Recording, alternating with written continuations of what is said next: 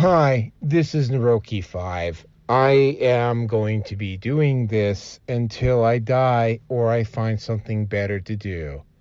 So please help me achieve this personal and, I think, noble objective by contributing to my Patreon or Subscribestar. Link is down below. Every little bit helps. Thank you very much. Welcome, everybody. This is Red Pill Nation Hangout number 313. It would have been 312, but we did a special on the Alberta election come Monday, and we'll do a little bit of a touching up on it as topic 0 tonight, because I found out some stuff after the fact that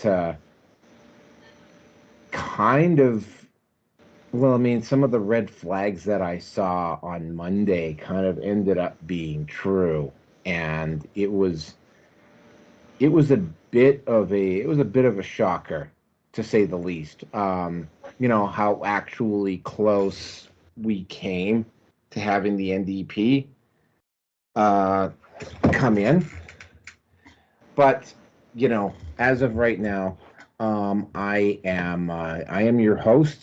It's just going to be the two of us again tonight, unless one of the other part people jump in. I am the Roki 5. I am at. I'm going to have to do a better Patreon pitch here. I'm going to be doing this until I die or find something better to do.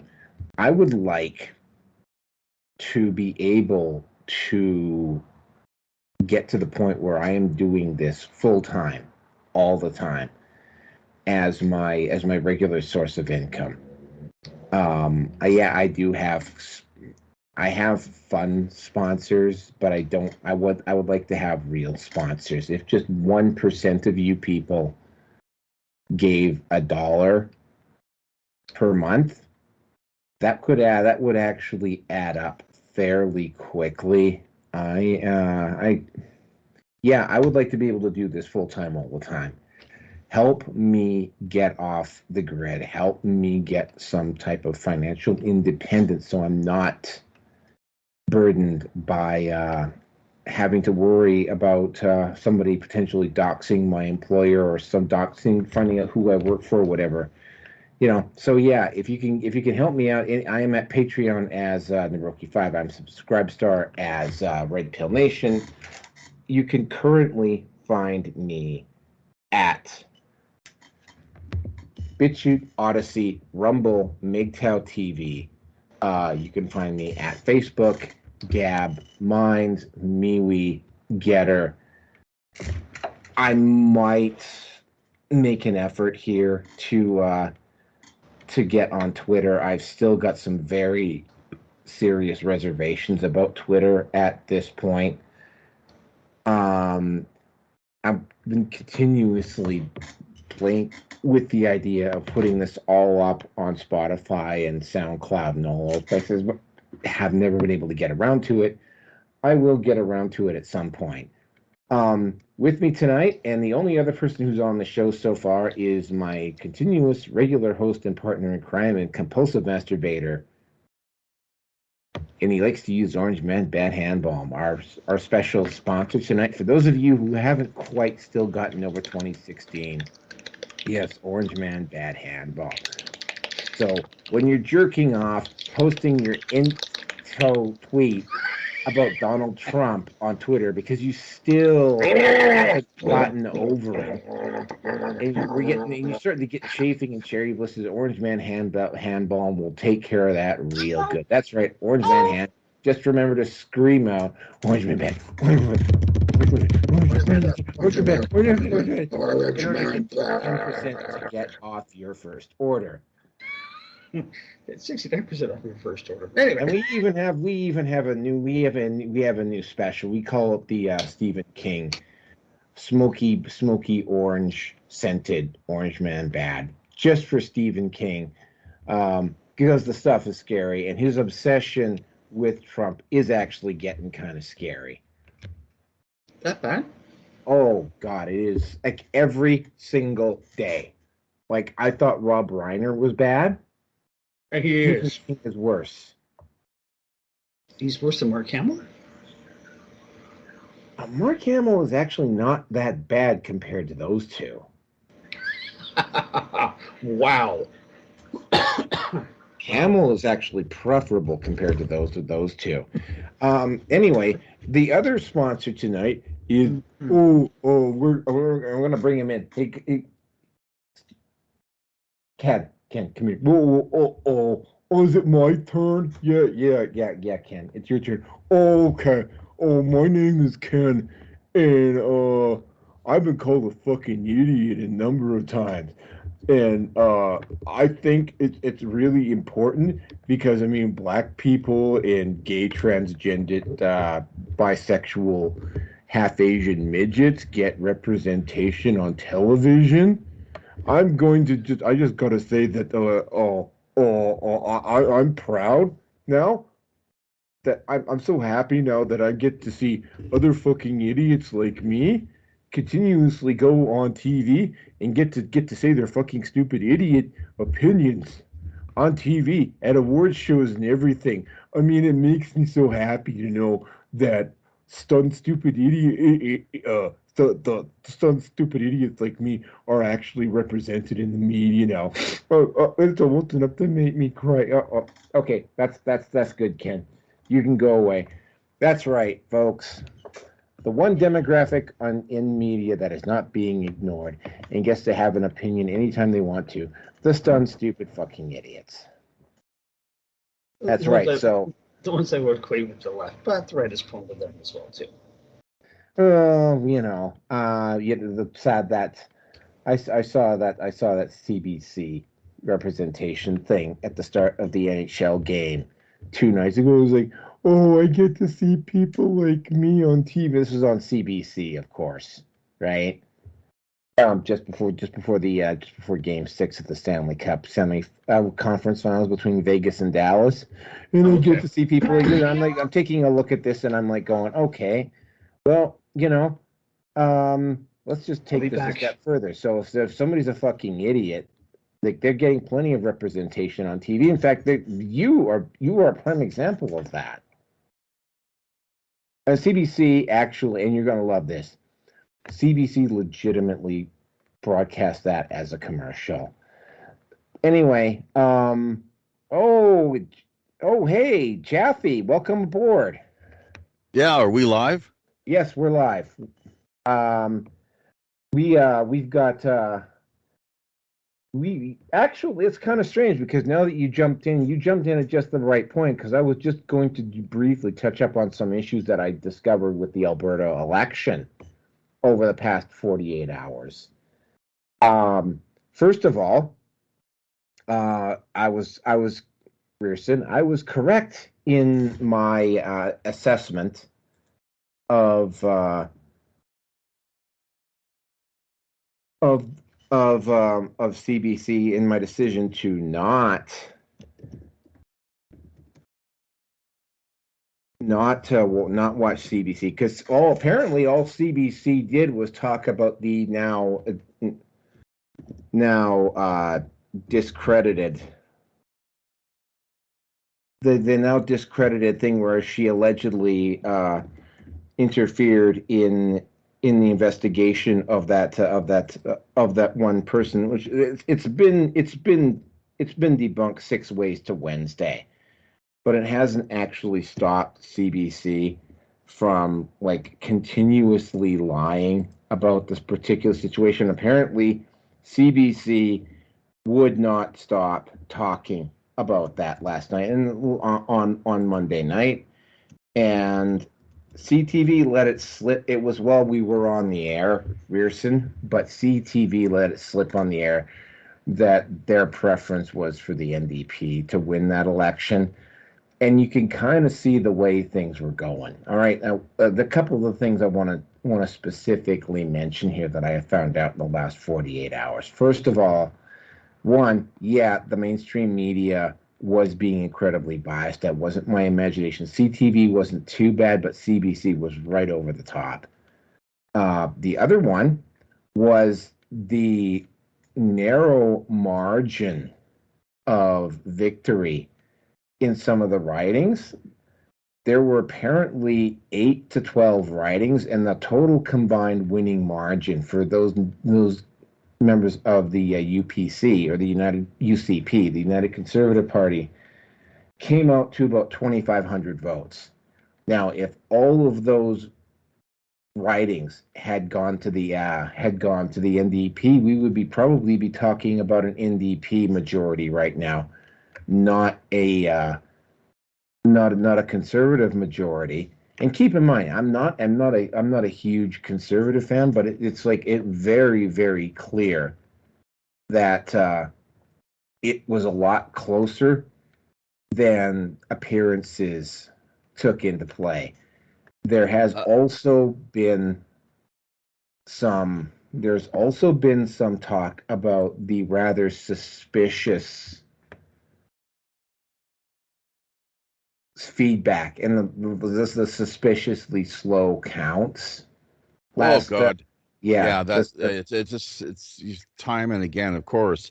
And it's like Stalin talked about it. It matters not who casts the vote. It's, all he cared about was who counted them. That was, yep. You could have all the democracy and voting you wanted, fly at it, just so long as I get to count the votes. And that's the problem we see right now on so many levels, including obviously the whole this computerized nonsense, where we're supposed to be led to believe that there's no problem, no interference, no possible hacking or hijacking of the digital computerized so-called voting system, when in fact it takes, if you know what you're doing as a hacker, I guess it takes maybe not even a minute, and you can hack in and flip the vote.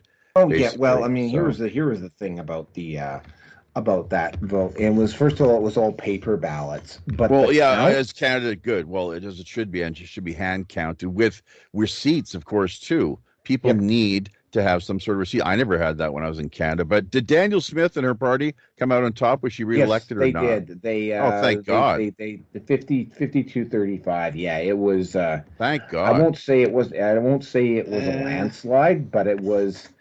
There was enough mysterious stuff that happened. The other part on this was, and this is something, as being Native myself, I noticed this. I kind of just. I wasn't watching a lot of mainstream media, so I kind of just, I only saw it in passing, but it was very, very clear that the NDP was pulling some soft racism. It appeared to me to be pulling some soft racism to get the natives to come out to vote for them.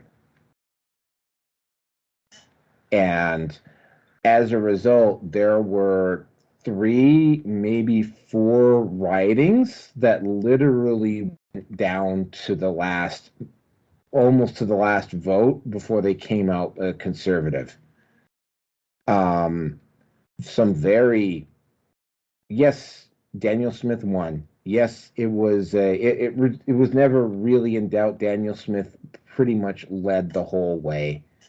There was enough stuff going on in the media and whatever, as I have discovered, and it was close enough, and they had, again, right, this is the breaking, and then I kind of got into it on Monday, but I'll say that again. This is the breaking of the mainstream media, right? Had the mainstream media had the only microphone in the room, had they been the only voice in the room for this election, Rachel Notley would have won.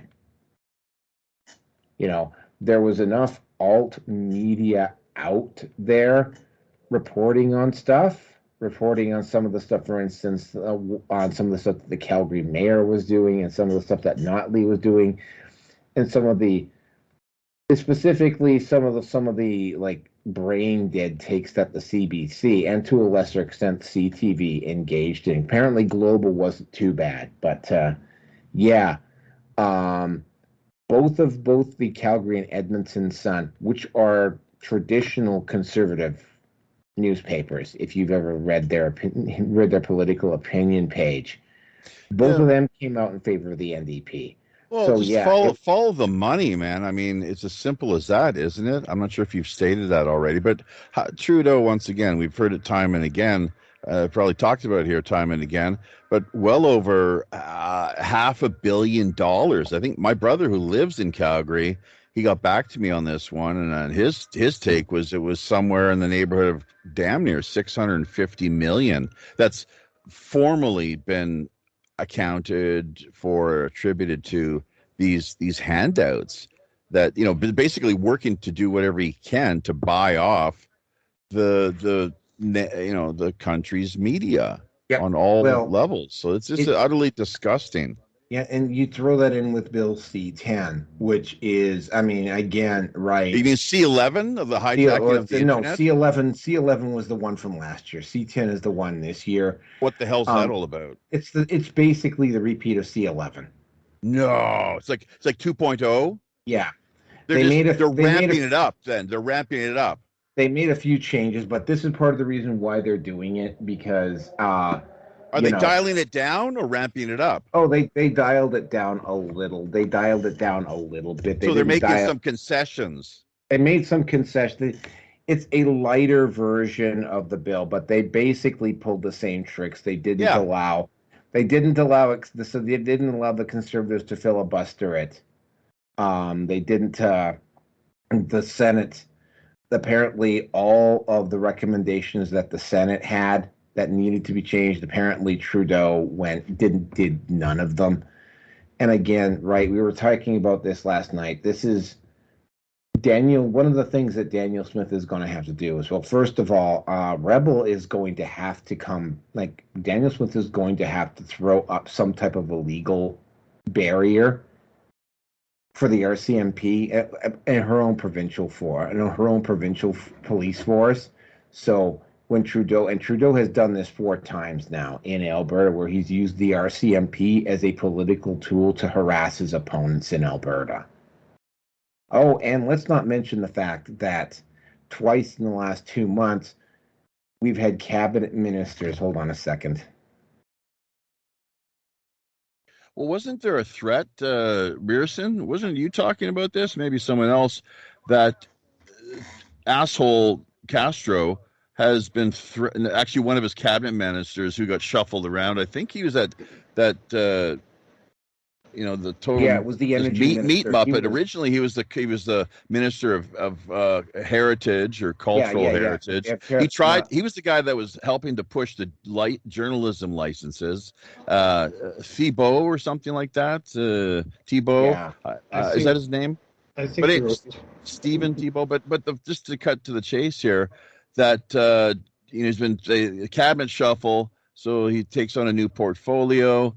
And now he's threatening to have. Oh yeah, he threatened the premier arrested because he if she doesn't go along with Trudeau's demands. He basically threatened the 3 Western, not BC, obviously, because BC is an NDP government at this point, but the 3 Western, Manitoba, Alberta, and Saskatchewan. Not very diplomatic. Yeah, and it's sort of like the premier of Manitoba says, "Yeah, just try it." Not much of a nation builder, clearly. Not really at all. He's more someone who wants to help work to tear the country apart than to strengthen it. Yeah, well, I mean, when you're taking a look at what's been going on, first of all, the provinces are the political counterbalance to Trudeau and Ottawa. And what's going to happen? This was the ultimate conclusion of what happened, regardless of whether you like Daniel Smith or not. I'm kind of a little bit more because Daniel Smith is actually the only politician in North America who has apologized to the unvaccinated for how they were treated. The only one that did it. Didn't happen. DeSantis didn't do it. The governor of Texas didn't do it. Daniel Smith is the only one who has personally and directly apologized to the unvaccinated inside her own province for how they got treated. Ultimately, their tactics didn't work. The soft power, and again, right, as you're seeing with what's going on with Target as well, and Bud Light and a few other companies now, their soft power of the media is clearly breaking. And we will get more into that as we go along. Jaffe, do you have anything you want to add in on this one? Jaffe? Gerson?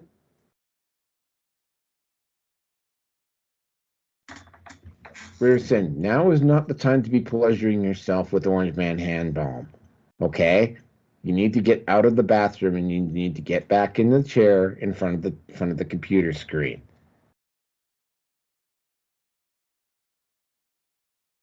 Hello? Hello? Either of you? Okay, so these are tonight's topics for Red Pill Nation Hangout number 313 or 313. Topic number 1, the Canada content. And there's 4 of them that we're going to be talking about tonight. Trudeau embarrasses himself in front of the Italian Prime Minister. 2, Canadian Energy Minister threatened provinces that refuse to comply with new environmental rules. C, David Johnston, no public inquiry on Chinese interference. D, Trudeau regime is starting to ramp up on CBDCs. Topic number 2, Little Mermaid creators engage in racism shield to deflect away from potential failure. Early sales in China very poor, and of course Rotten Tomatoes is hiding the review scores. Again, topic number 3, this one is very interesting because this one has a few bends and curves in it. Target throws in towel on woke advertising, MSM lies about it. Topic number 4, Ron DeSantis announces presidential run. That one was kind of interesting. Topic number 5, BLM is bankrupt. And topic number 6, was Epstein blackmailing Bill Gates? All right, let's do a check. Are you guys here yet? Back yet? I'm ready to go. Yeah. Okay, Rearson, are you back yet? Sounds like you may not be. Okay, well I can go, then you can go. That should give him plenty of time to that'll give him plenty of time to get it back into the. Okay, so the actual Canada content tonight, and there's quite a bit of Canada content, which is why I'm glad you're here, Jaffe, because it's the 3 actual Canadians or expat Canadians that are actually taking part in this particular topic tonight. The first one, and I actually saw, and you could see the Italian Prime Minister like giving him this incredulous look as Trudeau was like almost waving his finger at the Italian Prime Minister, because the Italian Prime Minister is she's right of center, and she knows which and she's got serious immigration issues with immigrants crossing the Mediterranean and landing in her country, and she's also got, because it's Western Europe, she's also got the issues around around transgenders in sports and in gays and bisexuals and so on and so forth. And given her political leanings, like, she's not giving any support to that. However, that did not stop Trudeau from like literally almost waving a finger at the Italian Prime Minister. And I mean, it was like, there are certain times in history where if one head of state had done this to another head of state, war would have broken out. Trudeau has done this before. He pulled some passive aggressive snotty crap back in 2018 with Donald Trump. So this is not. This is part of his bailiwick. He is, I think, unless I think possibly I think Merkel is still running the show over in Germany. I think he's of the members of the G7. I think he is the most staunch globalist of the lot. So I wasn't all that surprised. I was like literally just like, you got to be kidding me, right? Like when I saw that, it was like, oh man, like I can't make an apology for all Canadians. The only thing I can say about that, if on the off chance there happens to be any Italians listening, is that Trudeau does not speak for me. And Yeah, he does. He hardly represents. It's a very small minority that he, in fact, represents. Didn't he get in last time with supposedly around what 30% of the yeah, he popular vote? That's it. yeah, That's and how. That's how rigged. That how broken the system really is. well, I mean, We need electoral reform. yeah, With proportional representation. Yeah, it's Canada. Um, as long as he keeps Southern Ontario and that basically, if he keeps that Quebec City to Hamilton corridor, which includes Ottawa, Hamilton, all of the big east cities, as long as he keeps that corridor locked down fairly tight, he's going. I mean, in the last election, I saw that and I looked at that, and he hadn't. By the time it got past the southern, like that whole southern Ontario area, and I took a look at that, and he hadn't scored that. He wasn't at a majority yet, and it was already swinging out towards Manitoba. I knew it was going to be another minority. However, right, the NDP, and oh yeah, Jagmeet Singh publicly today, because I saw the headline. I didn't read the story, but I saw the headline. Jagmeet Singh has publicly announced that he is going to be supporting Trudeau for the interim. So he may actually back Trudeau for the full 4 years. Well, wasn't that the deal anyways, that they had formed a coalition of sorts? Well, I mean, usually these coalitions fall apart fairly quickly. Well, again, right, what's usually happened in the past is the game of politics. So when you support when the NDP has done this in the past, where they've held the balance of power, the NDP will support Trudeau, will support the Liberals, or in some cases the Conservatives. Usually it's the Liberals. They'll support the Liberals for a couple of years until the Liberals make a major mistake, and then they'll pounce. And they usually had a war chest built up. Much to my surprise, and it kind of makes me think that this is not that it is. It's kind of hard to dismiss that it's not a global conspiracy when you see stuff like this. The NDP in no way has made any kind of attempts to build up any kind of a war chest in order to engage in anything remotely resembling a non-confidence motion in the House to unseat Trudeau. So that come again. That kind of went over my head. One more time, if you would. Okay, for those of you living in the U.S., because this is if you're in Europe, non-confidence motion. Yeah, there's a thing called the not getting the confidence of the House. If Trudeau loses one of those non-confidence motions, he is legally obligated to call an election. When you put forward a piece of legislation that the House votes on and you lose the vote, you do not manage to acquire the majority of. Yeah. So when this has happened in the past, like not in the last 10 years, but earlier on, when the NDP has held the balance of power, the NDP specifically, and I specifically remember this under Broadbent, the NDP had a war chest in place.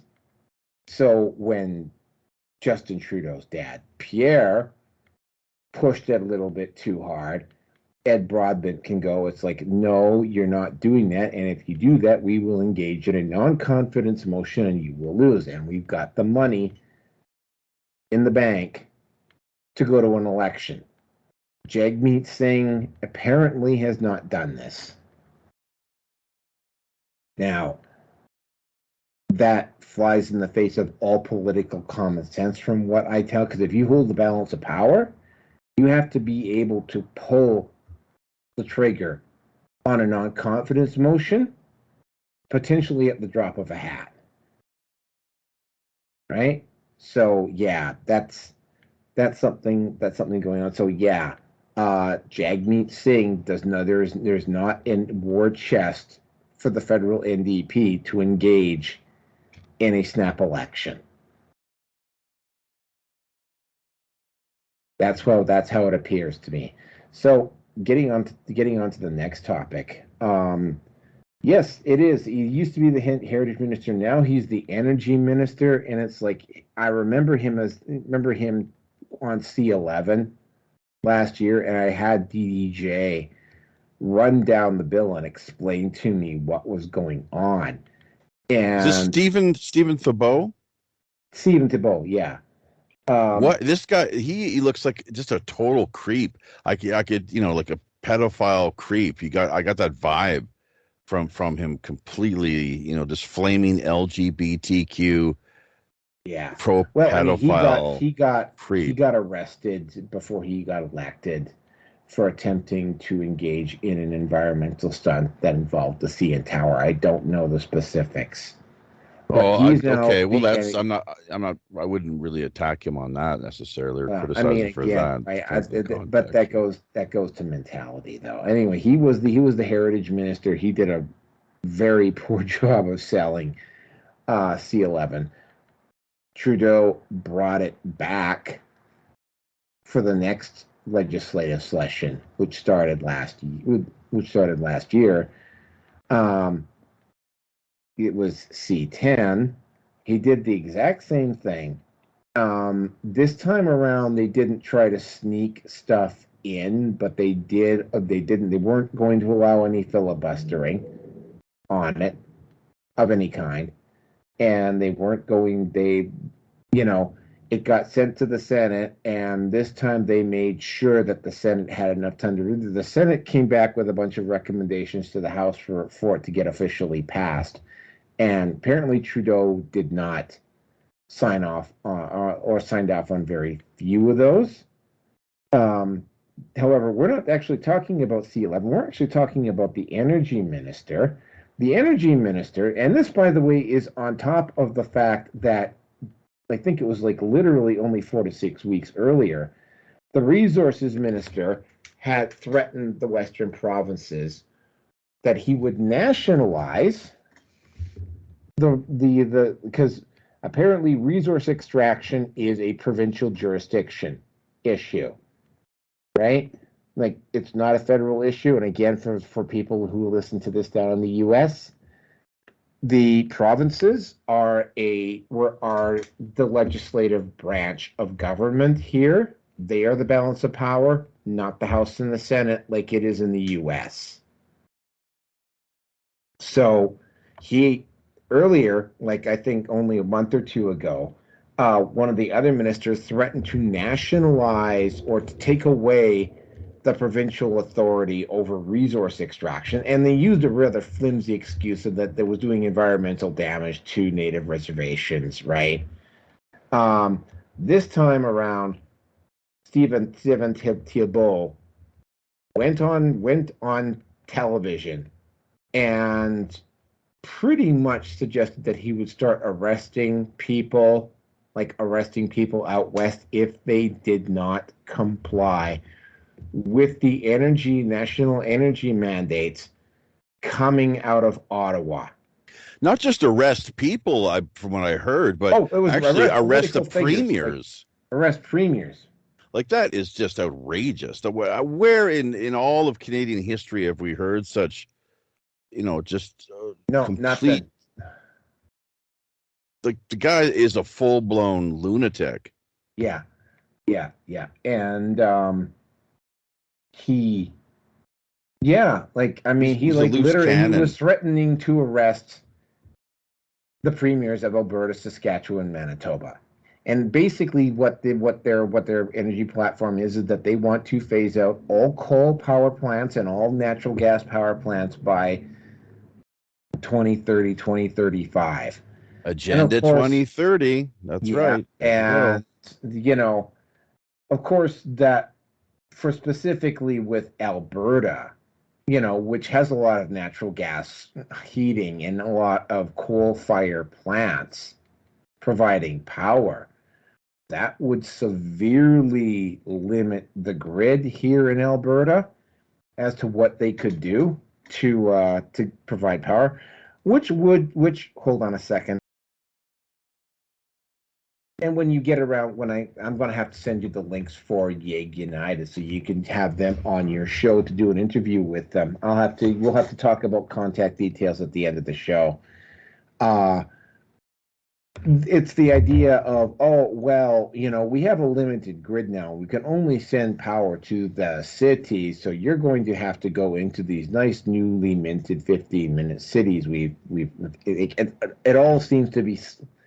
It all is looking like they're trying to slant and centralize the power grid and the corridors of transport and everything, keeping everything centralized so that they have more control. Basically, they're trying to move all of the resources into the city, into the metropolitan areas, and forcing people to move in there, which is actually very similar to what they're doing in China. So, in response to the energy minister, Stephen Thibault, threatening to arrest the Western premiers if they did not toe the line on this, not a big surprise. Topic number 3. Now, this is around Chinese interference. Now, Jaffe, you've lived in Vancouver, and I've lived in Vancouver. Now, and I know that there is a huge Chinese population that lives in the Vancouver area. And they actually have now, and we haven't really, I don't think we've only talked about it a couple of times. The Chinese government actually has unofficial police stations in Vancouver and Toronto now. And they have, and we were just talking about this on the show on Monday. Trying to remember her name. Isn't there a huge statue of Mao in Richmond? I heard there was. Chairman I don't frickin' know. Mao. I haven't seen it. I haven't been to Richmond in years. Talk about like tearing statues down. Well, that would be top of the list in my books. That would be apparently one we'd be focusing on. Yeah. So Jenny Kwan, who I have met and actually spoken to, is, I think she's 3rd or 4th generation Chinese Canadian. Obviously, she speaks English quite well. She's been a provincial MLA. She's now, I believe, she's sitting with the NDP in Ottawa for riding in Vancouver. She was mentioning, although it didn't go into specifics, that apparently she's had some issues with the Chinese in Vancouver. Although she hasn't gone into details, it's all she said, which is kind of like, okay, right? I mean, this is the manosphere coming out in me. Any woman that starts trying to make claims like this, you kind of have to go, okay, like, you're gonna have to do more than just simply say it. Sorry. Here's the thing, though. Yeah, this is the same. This is the thing about would the Chinese government be engaged in activity like this in Vancouver? Absolutely, yeah, they would. And of course, there is also the question of political donations to the Liberal Party in the last election. So Justin Trudeau, hired his good buddy and old-time skiing pal with his dad to investigate the solution. And Dave Johnston, in an absolutely not shocking move, considering his connections with the Trudeaus, came back with the conclusion that there is not enough evidence of the Chinese interference in the elections, that there's no need for a public inquiry into the matter. Brought to you by... CSIS has done extensive research as well, and I think they've reached other conclusions altogether. So, yeah, David Johnston, Trudeau dodges another bullet again. Now, the other one, and this is something, this one's been kind of slow and ramping up, but I'm noticing it's getting, when you look, if you just looked at it in terms of just it by itself, it wouldn't be so bad. Well, when you start to look at the transportation corridor issues and the 15-minute cities and the fact that they're attempting to do everything they can, at least in Western Canada, to centralize the grid so that's only the cities that are getting the power and the water and the heat. You know, this thing about, oh, well, we're going to open up discussion on CBDCs to public inquiry. Suddenly, it's like, oh, so you're bringing in digital currency then. And of course, they're doing it softly and they're doing it behind the scenes, but it is indeed happening here. They have come out with a couple of videos on it. It's not front and center yet. I have a feeling it will become more prominent as we're going on down the line. Suffice to say, though, you know, they were talking about doing that whole situation with Toronto Dominion Bank and Toronto Dominion almost folding up, having to fold up shop here just a month or so ago. That was suggested as, oh well, they're trying to centralize the banks. Now, it didn't happen. Toronto Dominion was able to stave off whatever was coming at it, but there's definitely a series of bank failures coming up. It's been slow right now. There's only been 3 or 4 of them, but the banks are getting bigger that are doing it, and it's happening not just in the United States, it's happening globally. And with that, I'm going to turn it over to Jaffe. Maybe not the best idea. I'm eating a sandwich right now. All right, Rearson, are you there? I'm here. Okay. All right, I'm going to go a little bit back on this when Trudeau embarrassing himself in front of the Prime Minister. Time PM. Can it be honestly any worse than him singing off key the Bohemian Rhapsody? Being drunk as a skunk? No. I mean, he's... The man is nothing but a social gaffe for Canada. And, yeah. In the remote chance that there's anybody who's ethnically Italian that's listening to this, if you've listened to this long enough, you know that he is not... That fucker doesn't speak for me at all, ever. So, there's that one. Canadian Energy Minister threatening provinces refused to comply. Kiss my fucking ass. Go ahead. You know what? Do it. Just do it. You will not see the breakup of Confederation go any faster than that if they were to do that. Now, I'm going to ask the question here, and I realize it's more or less a rhetorical question, but correct me if I'm wrong, but Trudeau hasn't downplayed what the energy minister said at all. Am I right? No, he has no way. He didn't do that with the other minister that threatened to nationalize the Western resources. He never said anything to the contrary to that minister either.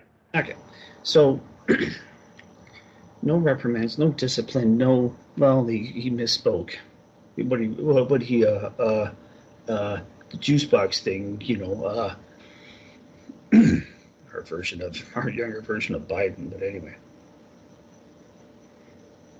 He's made no attempt to distance himself from such comments. So he's the one giving them the, well, not necessarily him. I suspect it's probably his handlers are telling the rest of the group to say, or things to do and say. That's just my opinion. Excuse me. But again, do it. Go ahead and arrest them. that will be the spark that Alberta needs to basically flip the bird and just walk away from Confederation. It's broken as all hell. I have more faith. No, I want them to do it, actually. I really do. Please, go ahead. Do it. Do it. Oh, Justin. Do it. Revenge of the Sith reference, don't mind me. David Johnston, Chinese interference. The Chinese government actually made a donation to the Pierre Trudeau Foundation. You know, the one with the pedophile symbol on it. Yeah. So that's where the obligation will come in. I've seen footage in Parliament, and I don't pay particular attention to it anymore, but it was on Telegram? No. I think I watched it through Telegram. I can't remember where I saw it. Anyway. Pierre Poilievre, or whatever his name is, he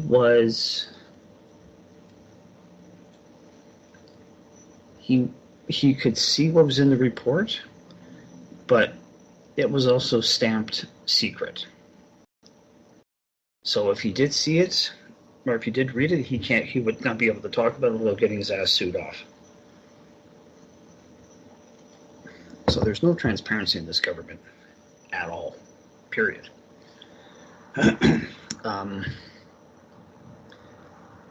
I don't remember who the minister is that I watched the two of them spar in Parliament. Medicino, whatever. Mediciano, whatever. Anyway, the banter was going back and forth. It's like, well, he saw it. He refused to play our game. And I would love for him to have basically just said, so what was going to happen is that it was going to be sealed up, assigned secret level of access, and I'd be muzzled because I'd have to sign a non-disclosure agreement. Like, fucking tell the population what's actually going on with this. But he didn't play that kind of game, so whatever. I already knew this was going to be a farce looking into the guy's history anyway. And once again, it's people like my father in Southern Ontario that he knows his stuff when it comes to woodworking, putting cabinets together, desks, chairs, French doors. He's made amazing stuff. He really has. When it comes to politics, or listening to his son who has a different opinion, he doesn't have two brain cells to rub together. He has enough. They're functional to make his body work and go through the daily emotions of going through life, shall we say. But that's it. I mean, he, critically speaking, the man cannot think his way out of a wet paper bag if you pushed him. I'm not trying to intentionally put my father down. That's just the reality. He's simpler. Well, not simpler. His skills are elsewhere, but when it comes to being awake or aware of what's going on, or at least seeing a different picture, at least, you know, if he's looking at it on the ground, fine. If I could get him 500 feet in the air, hey, you know what? That would be amazing. It really would. But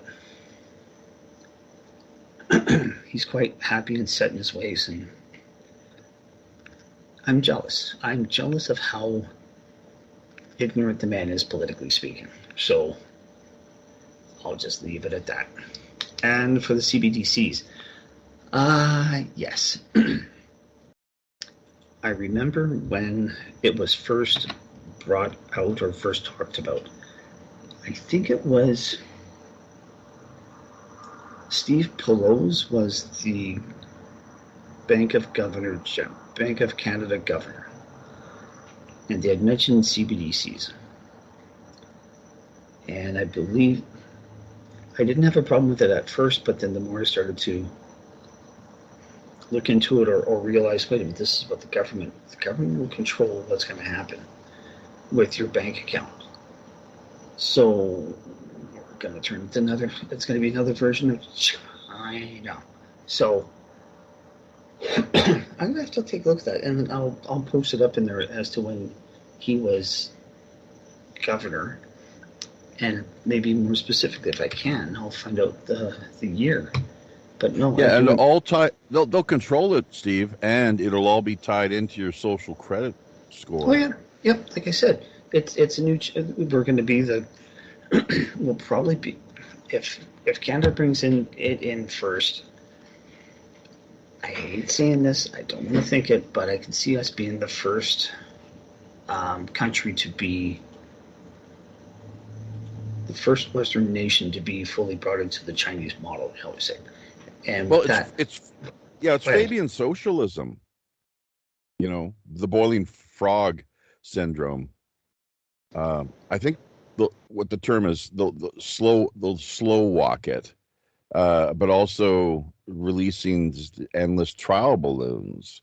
That's the way that government so often operates. That when they have a piece of legislation that they're, as far as reform or change is concerned, that they are trying to gauge public opinion with, that they release what are called trial balloons just to get a sense of where, public reaction to how it's being presented or packaged and sold. You going to say something?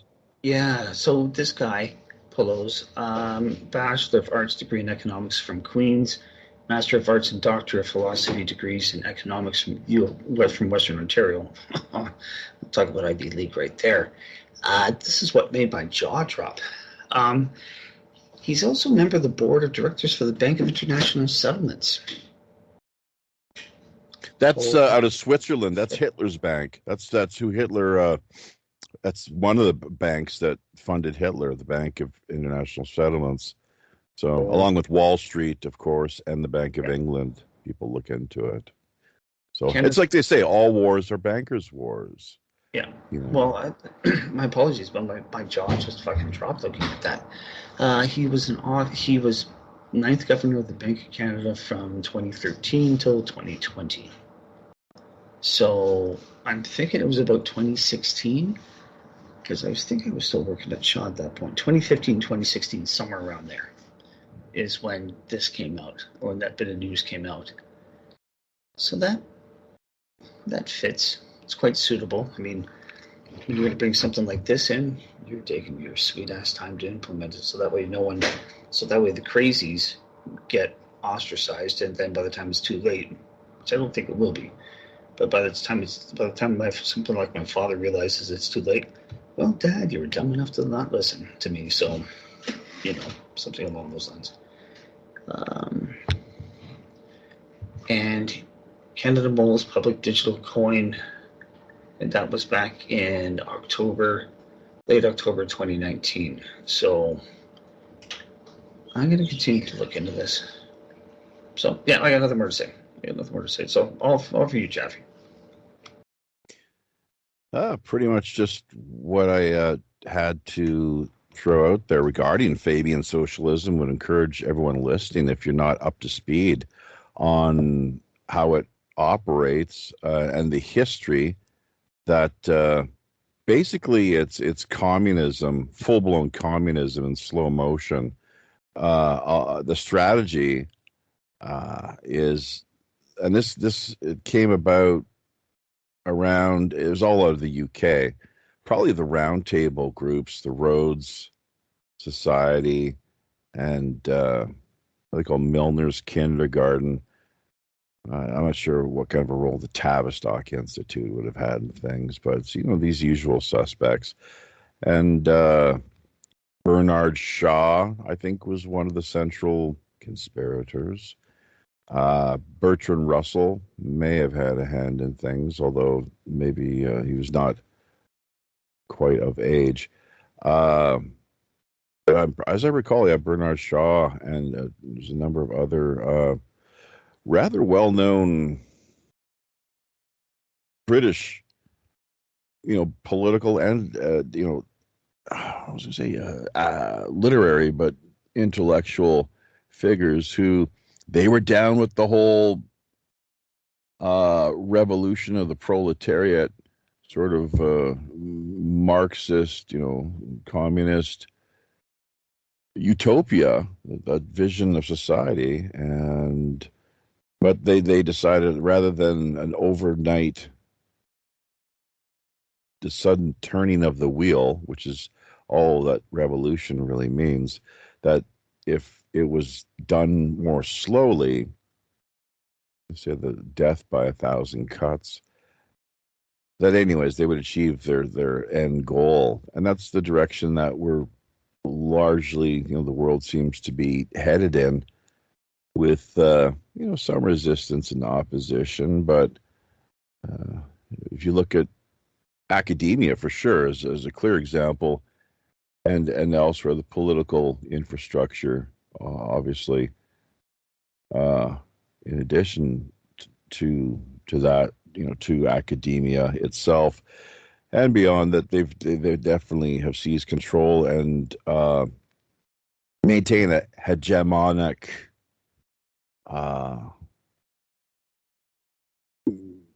domain, or to total dominate basically these realms. So there was something else I was going to just quickly add as far as the previous points. I think that's about it for now. There was one other item. Bloody hell! What was before we were talking about? Just to refresh my memory here, backing things up a little bit. Besides the banks, it was a great point that Steve made. Of course, immediately, he mentions Bank of International Settlements. I can't help think, but World War II and Hitler's bankers. You look it up, folks. That and the Bank of England once again, and Wall Street. It was Hitler was funded by the West to a large extent. It's all a big club, as George Carlin so succinctly put it, and we're not in it. So I'll just leave it there. There was something else I was going to add, but I've got, unfortunately, having a bit of a seniors moment. So over to Naroki. Okay, well, yeah, I am actually posting up, and I think you're going to find the contrast between these two rather striking, because it's very obvious, and it does tie in to what I'm going to be saying about The Little Mermaid here, and about Rotten Tomatoes running block. Okay. Did you see the fight that broke out in the theater? The black chicks that were just no, I didn't. Completely attacking each other. Now I'm curious if you can look it up and find it and post it up. I'll have a look. Maybe I'll download it into. Maybe I'll even include it in the other audience members started yelling that they wanted their money back. Okay, so what can I say? They race swapped. We've covered this before. They race swapped the character. That's blackwashed. Bad. They blackwashed Little Mermaid. Yeah, they blackwashed, and they took out the redhead too. They seem to really love doing this to redheads for some strange reason. They first did that. Okay, that's been done before. If they're good enough to pull it off, that's great. But I mean, the thing is though, is that I mean, they did it, and they also did this with Anne Boleyn, and they also have done this with not Agamemnon. Oh, jeez, I can't remember what I can't that Greek character in the Legend of in the Troy movie.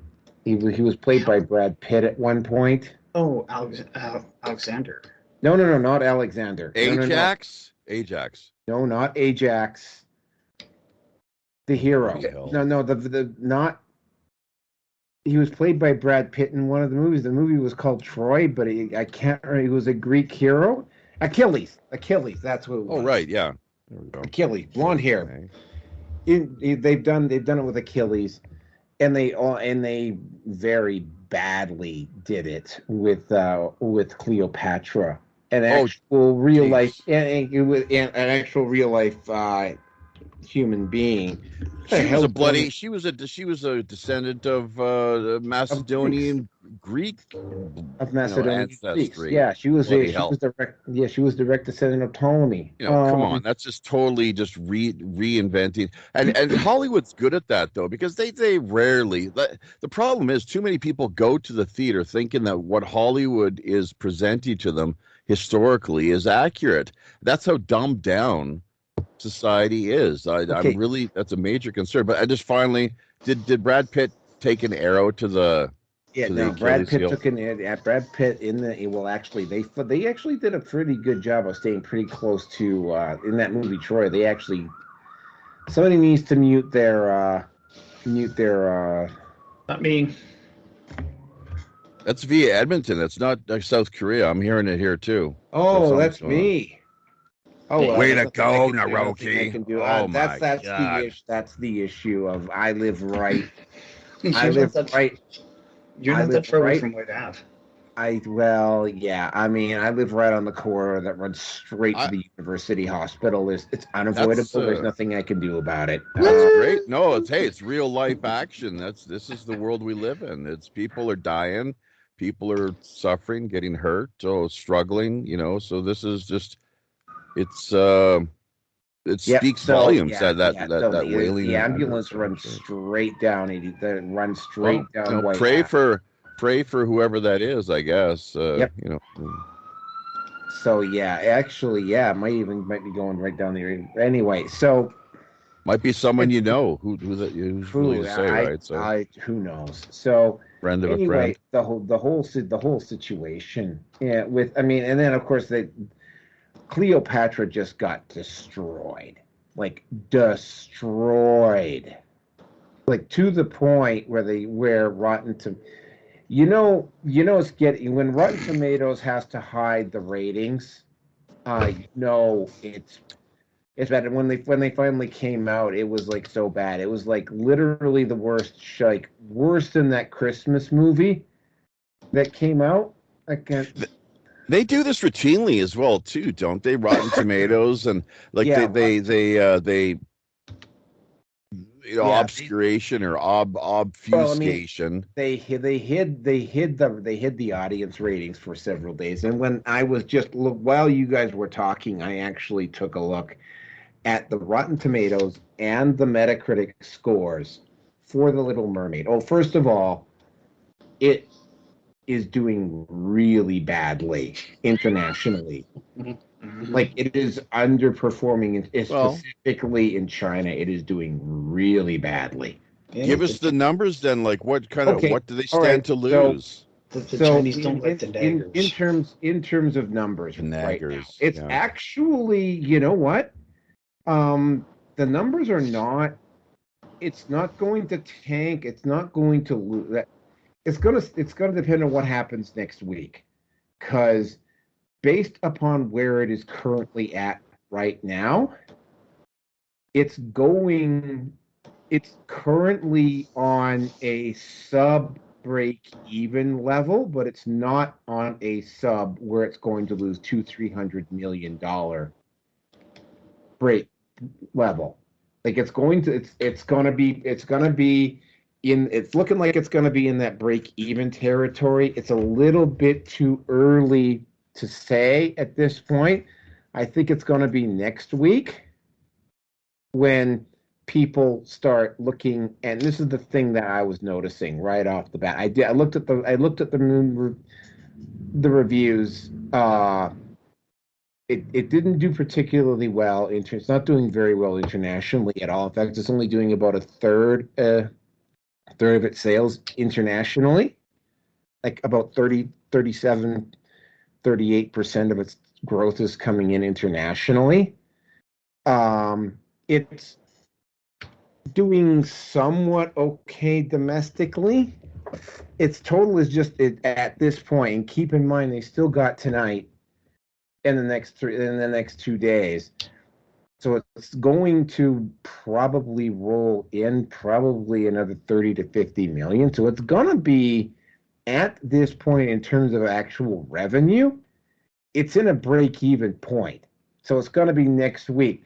This might be one of those cases where, like it was Shang-Chi, where you might have to wait a week to see what happens. Because if what did you say? I'm sorry. As it was Shang-Chi? Was Shang-Chi, What is that? it was a movie that came out last year. It did really well in its opening. It did incredibly well in its It's opening. a Chinese movie. Well, no, it was a Disney movie. Well, that's with the Chinese character protagonist. With a Chinese protagonist, and it did really well on its opening. It did so well on its opening weekend. SJWs immediately started running out and going, ha ha ha, we're gonna make a profit out of this movie. Cry harder, all of you red pill critics, whatever, right? Cry harder. This movie's gonna make a profit. They started sticking up the finger, and then what ended up happening is that they celebrated a little bit too early, and the second week came along, and the movie underperformed after that, and it just barely crossed the line. Like, as in, it just, like, I mean, it was break even. Like, it didn't turn a massive profit. Yeah. Well, let me just jump in here quickly. Important question. I mean, this, just for clarification's sake, audience members, listeners, I'm sure will be curious to know, and I think you can respond to this, have some sort of constructive feedback to offer insight. But why is it that the Hollywood studios, they continue to work on backing and promoting the whole woke agenda and the most radical, extreme sort of ways? Well, so often, as we've seen with Target now recently, and elsewhere, Bud Light or what have you, that there's almost immediate public, backlash so often, or people just boycotting or refusing to support what the product that they have to offer. So, you mean, yet they persist. They persist. And where is the money coming from? If they're losing so much, which it seems they are quite often. Wow. I mean, they're lucky to break even in instances such as this. But where is this? Is it just more Federal Reserve digital credits that are being sent their way, or what exactly? Well, specifically with Disney. Disney has operations above and beyond its. In fact, the movie branch of Disney is not even their biggest money maker. So, to a certain degree, when it comes to Disney specifically, the other operations that Disney is involved in are kind of like absorbing the hits that the movie the movie side is taking them to. ESG, BlackRock. I'm sure Rearson can take a look at what percentage of Disney is owned by BlackRock, Vanguard, and Fleet Street. That's a part of it. The culture. That's about 22%. Wow, between the three of them. A lot. Yep. That is a lot. So yeah, who else holds a major stake? After those three, I don't remember. A lot of mutual fund companies, I believe, wealth management sort of things. That's off the top of my head, though. Have you guys heard the term interlocking directorates? Yes. Yeah, I was about to say there's not one thing that's causing this thing in Hollywood.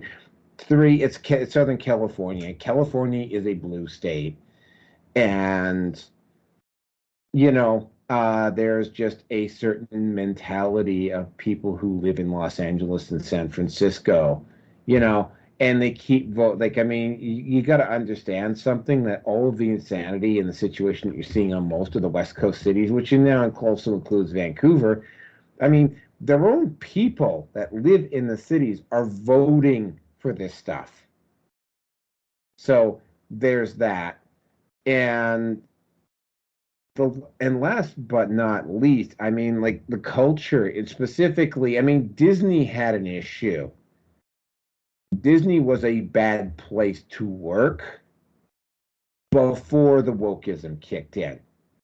Like, I was hearing stories from people who were in the business who worked down in California who were referring to the Disney studios in Burbank. They were calling it Mauschwitz. Okay? Mouse Schwitz. Yeah. Got right? it. If they're referring to a work environment like that, that tells you something about the mentality that was going on at this. So there's a number. They're short. It's not one thing. It's like a whole series of things, and it's sort of like what's going on with Elon Musk at Twitter, where you keep seeing. He makes fix after fix after fix after fix, and it is getting better over there. Like, for instance, when you see a left-wing ideologue post up at Twitter now, and I saw a lot of this during the Alberta election and afterwards, right? Like, it's not just all of the lefties, and it's not the far left that gets their stuff pushed up to the top anymore. But I mean, I'm still seeing, like during the Alberta election, for instance, I was seeing way more support for the NDP than I was seeing for the United Conservative Party. Same thing goes on here. There's a mentality specific, like Disney is not the only. Some studios are worse than others. Paramount has apparently been able to sidestep a lot of this. Warner Brothers, at MGM, Warner has been able to kind of sort of sidestep a little, like not every one of the big studios. Like Sony Pictures has been able to sidestep a lot of this. But others like Disney, Warner Brothers, and a couple of others have just, like, they've been, like, the culture there. Like, for instance, if you were to take, say, Mike Lindell, for instance, suppose they put Mike Lindell. I'm talking hypotheticals here. You're talking the pillow guy. The My Pillow guy. They put the My Pillow guy. I'm talking, again, I'm going to say this because somebody's probably going to take this out of context. I am talking hypothetically here.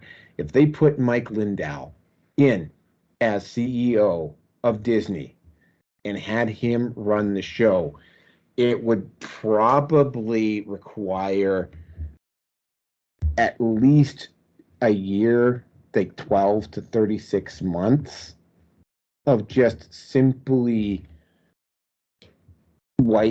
getting rid of, like, I mean, most of the woke detritus out of the company and bringing new people in. Like, the whole process would probably take 2 to 4 years before you see anything. And look at what's going on with Twitter. I mean, Elon Musk has had to bring back some globalists because he needs to bring in some ad revenue again. Like, exactly, that's right. And look at Trump, what he tried to do, and it was not as easy as he wanted. So many of the people that voted for him to think it would be. It's like, I mean, Trump.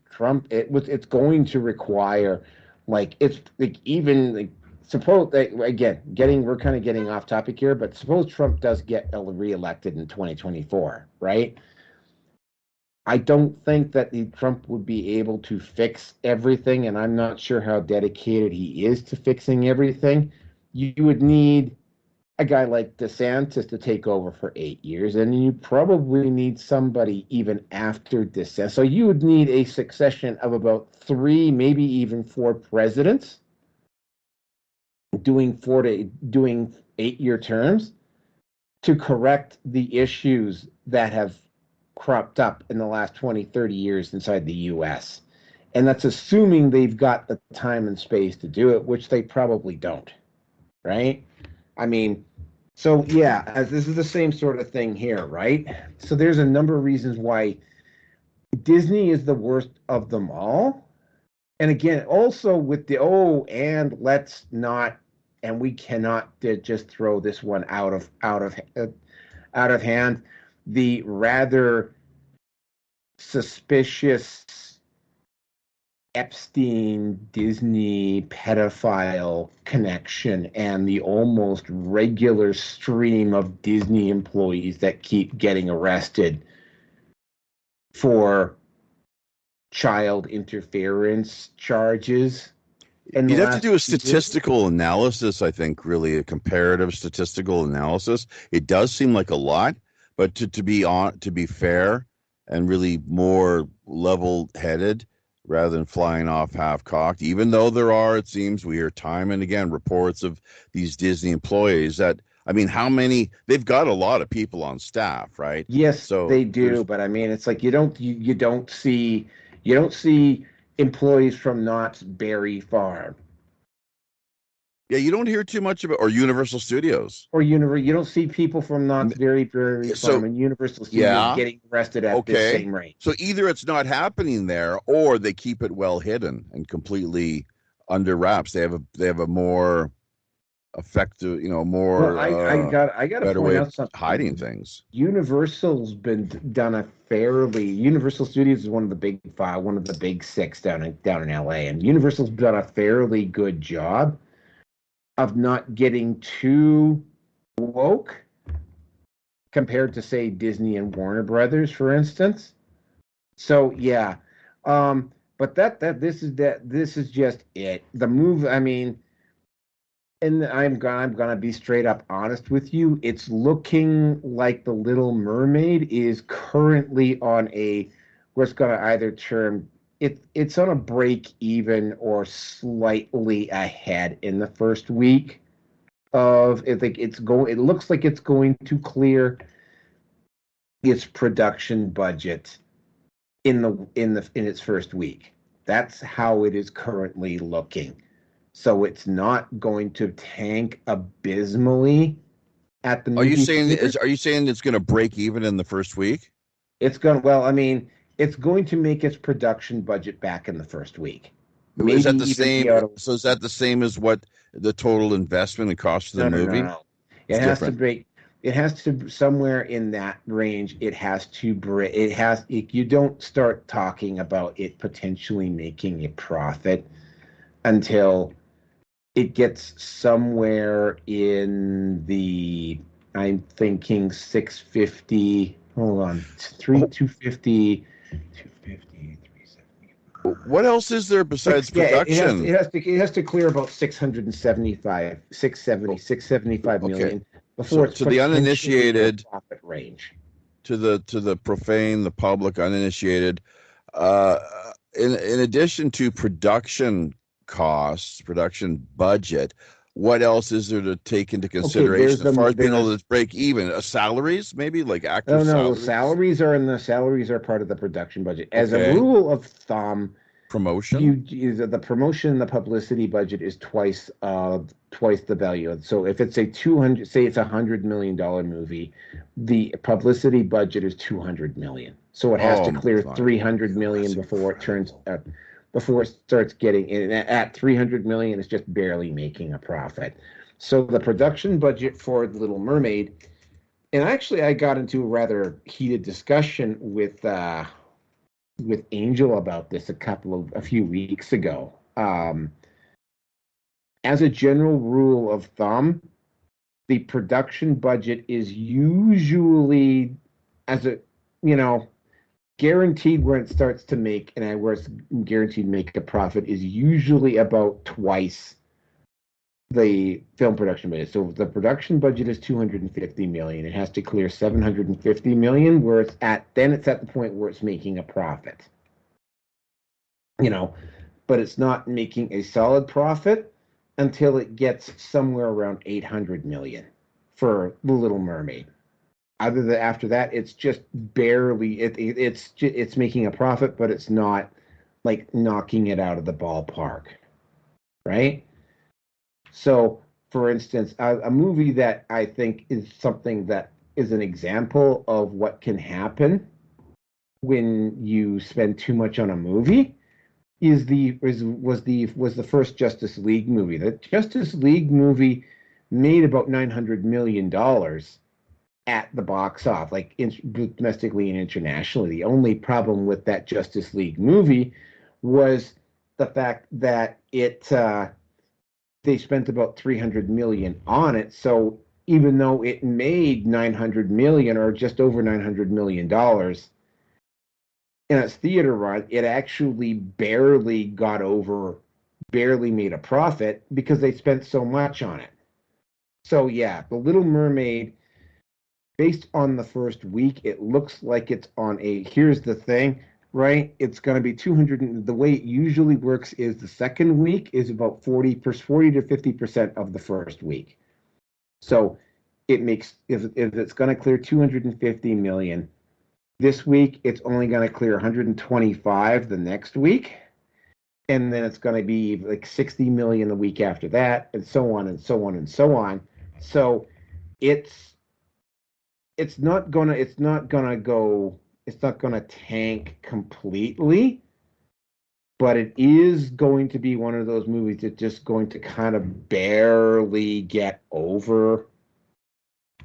It's barely gonna make its budget back. It might still end up being one of those movies. It could still end up being one of those movies that makes nine figures, because in order for them to have guaranteed a profit, I think they probably would have needed to clear in the neighborhood of between 300 and 400 million in their first week to guarantee themselves a profit. If they're only clearing their production budget in the first week, that does not bode well. So yeah, they made their production budget back. It's gonna lose money, but it's not gonna absolutely tank. All right, that's the first part of this. The second part of this, and this is the part that I was talking about with Rotten Tomatoes and Metacritic, which were the two links that I sent you guys. Now, Little Mermaid on Rotten Tomatoes has and you're gonna love this. They hid the audience score for a few days, and when it came out, and did you guys open up those links? Not yet. I haven't. No. Okay. What are we looking for here? We got movie reviews, and then there's another. There's I sent you the one for Rotten Tomatoes, and I sent you the one for Metacritic. Okay. Working on it now. All right. So I will just tell you what it is, folks. Sure. As of right now, the rating for Little Mermaid on Rotten Tomatoes, the audience score, you might be glad you're sitting down for this, 95%. I'm sorry, 95? 95%. Does that mean 95% of the viewers think it's wonderful? Yeah, it's got an audience score of 95%. Now go to Metacritic. The Metacritic user score, which is based on more or less the same system. You rate it from 1 to 10. You can go with 0 on Metacritic. You can only go to 1 star on Little Mermaid. 59. Oh no! The user score is 2.1 out of 10. Yeah, Metascore is 59 though. Yeah, Metascore, that's still not particularly good. It's the total inverse of what Rotten Tomatoes is telling us. 59.95. We laughed, we cried. I guess they got dyslexic people working at the helm there over on Rotten Tomatoes for the yeah. Well, I mean, again, dyslexia. Rotten Tomatoes has been doing this a lot. So they're not really big, like their credibility for those in the know. Then, like they're just repeatedly fudging their numbers is what it seems. Then, pretty much, yeah. Well, what the hell? Like that makes the brand name like that. Why would they do that? To be caught, busted as well too, to be held accountable. How have they responded? Have they not issued any public statements? Oh no, Rotten Tomatoes very rarely ever issues public statements. They don't say anything. But I mean, they did this. They hid the audience score with Cleopatra as well.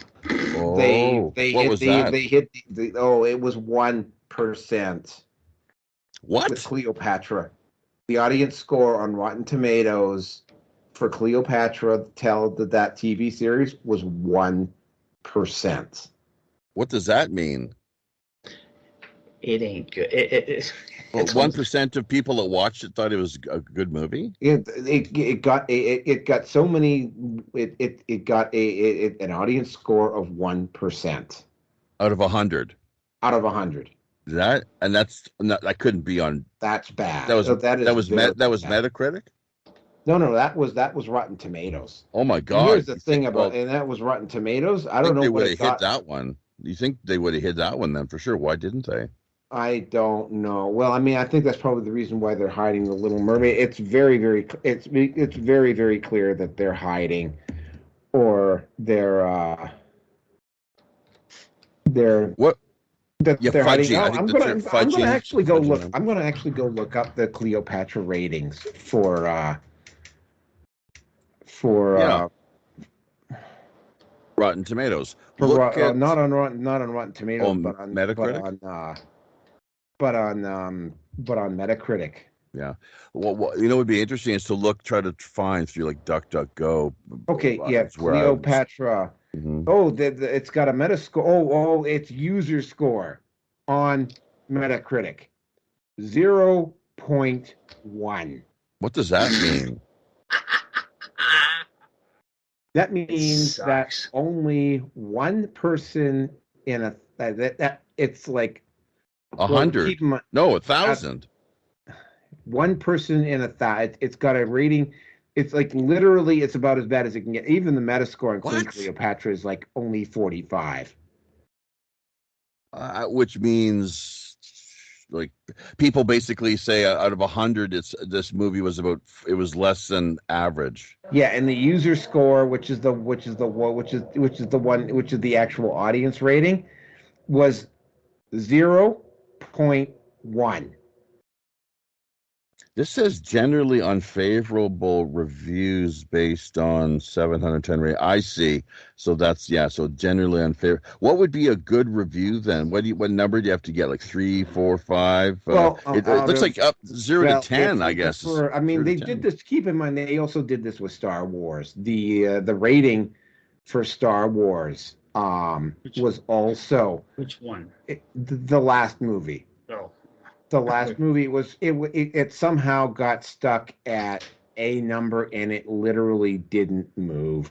When a good rule of thumb when it comes to Rotten Tomatoes at this point is that if the score is, especially if the score clashes, and here's the thing, right? Because Metacritic doesn't curate the score, doesn't curate the ratings. If the ratings at Rotten Tomatoes are flying in the face of what is going on at Metacritic, then it becomes very obvious. And it's like, I mean, Disney clearly like Rotten Tomatoes was told because it was like completely compromised. Some wild contradictions. Something's not right. Things don't add up, right? Mm-hmm. I mean, so something's there's something. Something rotten in Denmark. Something rotten with the rotten tomatoes. Yeah, those. So but hey, listen, I got to jump in just quickly to let you know that I got to split. It's top of the hour here once again, and I got to head off to work, as is typically the routine.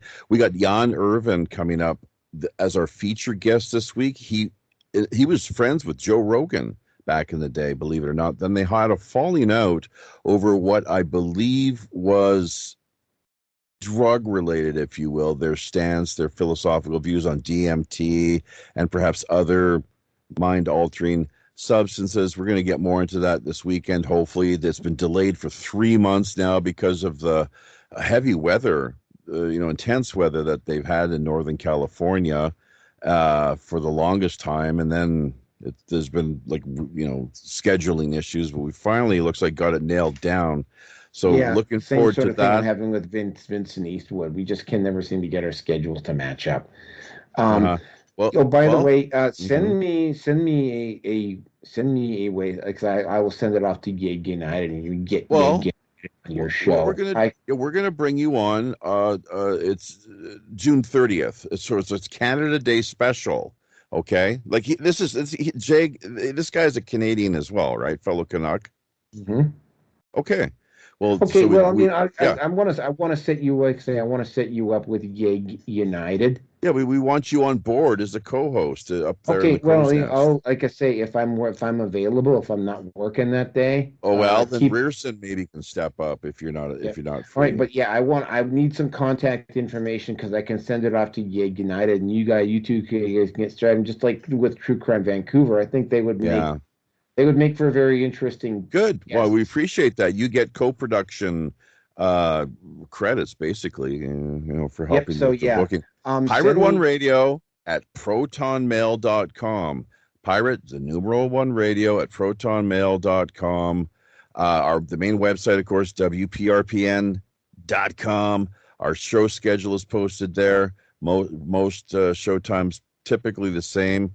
Except for, of course, late night in Korea, which is a kind of sort of flip side of the whole thing, where it's late night here, 11:30 p.m., and early morning back in the West. It's another story, but yeah, to drop by, sign up, folks.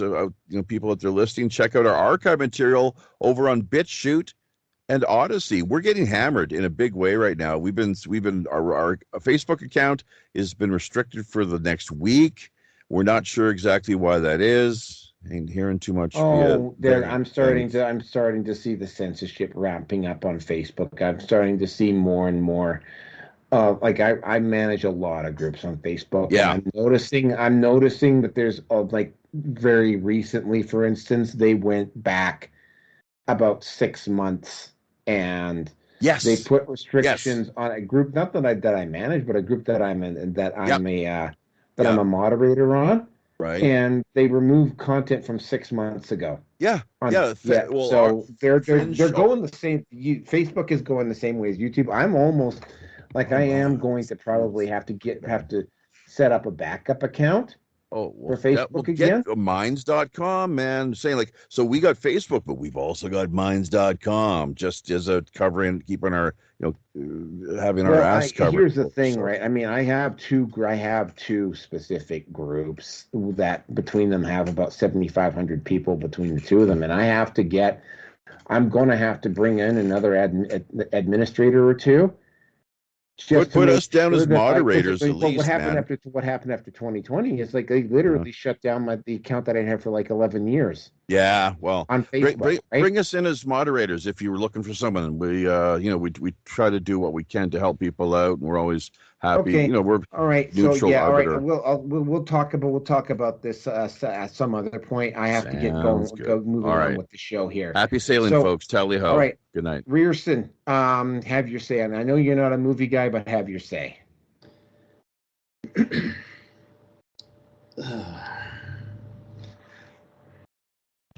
I don't know what to say anymore at this point, but I already haven't already. I mean, yeah, I'm not the movie guy, but a shitty movie, fucking having contradictory.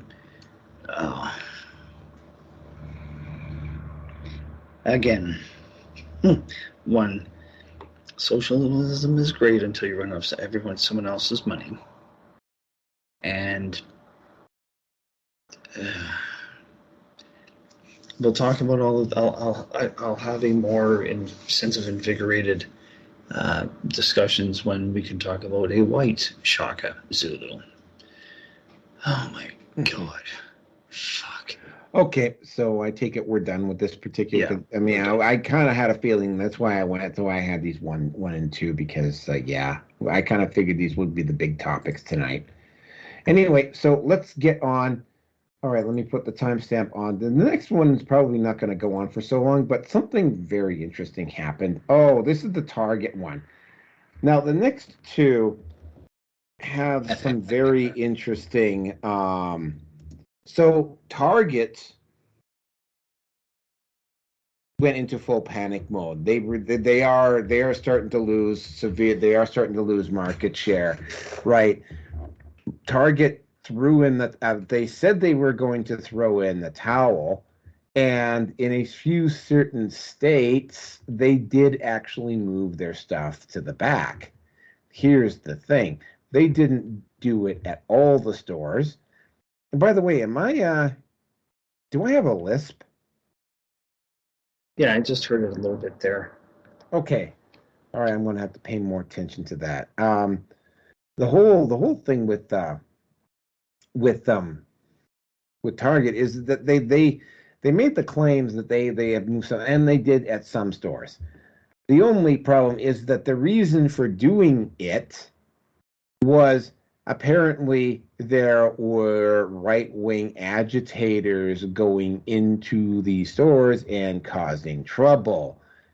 The only problem with that is, and of course, you had the usual wokesters and people in the mainstream media taking these potentially out of context videos, or maybe even staged videos, and showing them.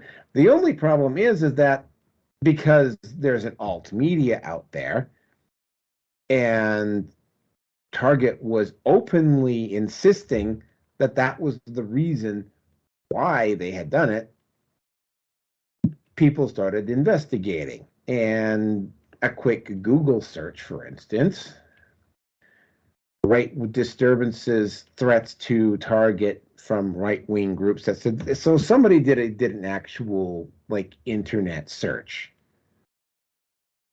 for incidents at Target by right-wing groups or something like that, and she couldn't find. And well, she found a couple of obscure sites, but she couldn't find something to the level that would have justified Target doing what it was they were doing. Therefore, Target was lying, and the mainstream media, shocker of all shockers, was also lying. Again, because apparently running block for Dylan Mulvaney was not enough of a lesson for them. So Target got caught in a lie. And after they got caught in that lie, that's when their stock value really started to go down, because they said they more or less, if they had just said, okay, we're just removing it, and without even an apology, if they just said, okay, we're taking everything down, and without apologizing, that might have worked, but they didn't do that. They had to go in and go, oh, because of right-wing extremism, we have to take this stuff down. So, of course, somebody actually checked up the veracity of that claim, and it turned out the claim didn't have any water to it. But apparently, there is veracity and there is documented proof of left-wing extremists getting pissed off that Target chose to do what it did and actually sending bomb and death threats to Target stores. Go figure. So I have Target and Ron DeSantis back to back, but I mean, like I said, they were talking about this at the start of the year, how there was going to be really major blowback. Now, I have seen videos from several people, including people, by the way, who, for instance, I saw Jacqueline Glenn go into a Target to look up to find transgender stuff. And Jacqueline Glenn is like me. She's an atheist, but she's not like dogmatically left-wing atheist, right? Mm-hmm. And it's like, yeah, Jacqueline Glenn kind of strikes me as the type of person like me who's like, okay, you know what? My day-to-day existence isn't under threat because somebody wants to go to church on Sunday, right?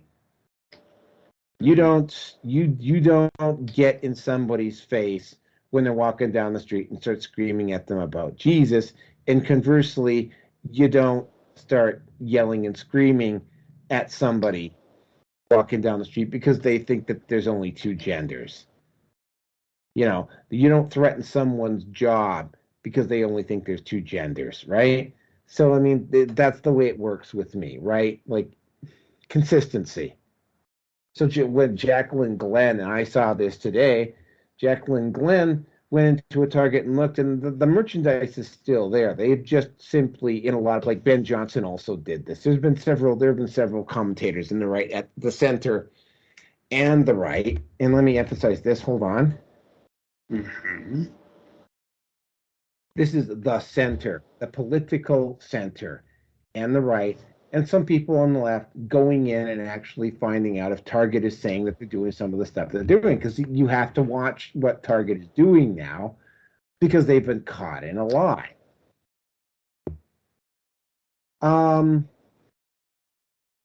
This is, and again, right, and of course you have to also take, and when we get into 314, this might actually be a topic for 314, the fact that all of these companies all at the same time all chose to do this, Heckler and Co., the LA Dodgers, etc., Budweiser, Miller, Target, etc., etc., etc., and they all chose to do this all at once. Clear, that's not a coincidence. So people are starting to take a look at that, and they are finding out that there is apparently, when it comes to corporations now, there is a social credit score for corporations now, right? If corporations don't go along with this, certain banks and certain other businesses won't do business with you because they will get penalized if they even do business with you. This is social credit, but for corporations. And they're getting to the point now where they're starting to target public institutions like school boards, etc., which is why you're also seeing this insanity and why you're seeing school boards doubling down, like the one in Ontario, backing Kayla Lemieux to the absolute point of fucking stupidity for the same reason. Because these people are this particular, I can't remember what the name of it is. It's tied in with ESG, but it's not actually in by ESG. But it is a social credit system, but it is already in place for corporations. And they're starting to expand it now to public institutions like school boards and schools and what we were talking about earlier about being a slow rollout. About a slow rollout, and eventually it's going to get down to the personal level, right? And it is definitely going to continue in Canada so long as Trudeau is calling the shots. I don't think it'll roll out in Alberta, or at least in the prairie provinces, nearly as quickly, because at this point, I think even the premier of Manitoba has kind of woken up to what's going on. Like, he was a little bit late to the game, but I think even the Manitoba premier has kind of figured out that it's like Trudeau cannot, because you got to understand, the premier of Manitoba at one point had the head of the PPC. Oh yeah. Jacques Bernier had Bernier arrested in Manitoba at one point. So, yeah, this is a very interesting one. Target tried to play both ends against the middle. And again, if there had just been a mainstream media, which is basically what happened with the Alberta election, if there had been just a mainstream media, they would have gotten away with it. But there isn't just a mainstream media anymore. There is an alt media, and the alt media caught them trying to play both ends against the middle. Kudos to them for trying, but now they're really in trouble. And with that, I'm going to turn it over to Rearson. Target. Well,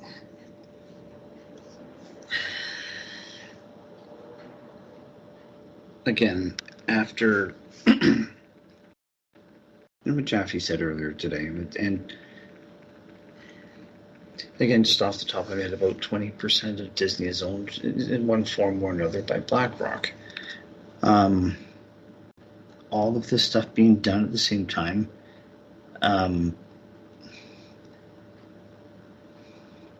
If anyone's awake enough to already not know, what's being said in the news in North America is pretty much being said what's also being said in Europe. You got the 6 companies that are controlling the media in one form or another. And they're all saying the same fucking thing. The same thing. Again, I will allude back to the montage of this is a threat to our democracy. You have Fox, CBS, ABC, NBC. You've got people black and white, male, female, whatever.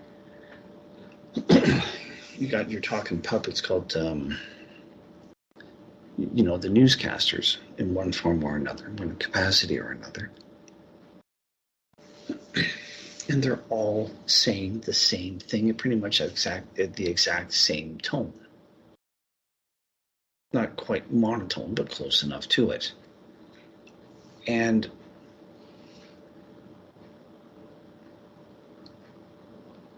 if that level of coordination is being done, and it's being done here within the media up here in Canada too, I assure you. If that level of manipulation is being done for the industrial news complex, or the news industrial, you know what I mean. If the manipulation is being done there, then what is to stop the BlackRock executives from all over the board of directors to not implement what they want? I mean, it is a very simple yet pretty deep question. Again, I'll refer back to my father. This will go right over his head because he doesn't get it. He doesn't have the context to it. And for people like him, that's exactly what they want. They don't want his son, myself, or you, those of us that are awake to what's going on in one form or another to varying degrees. And what did I just see today on Telegram?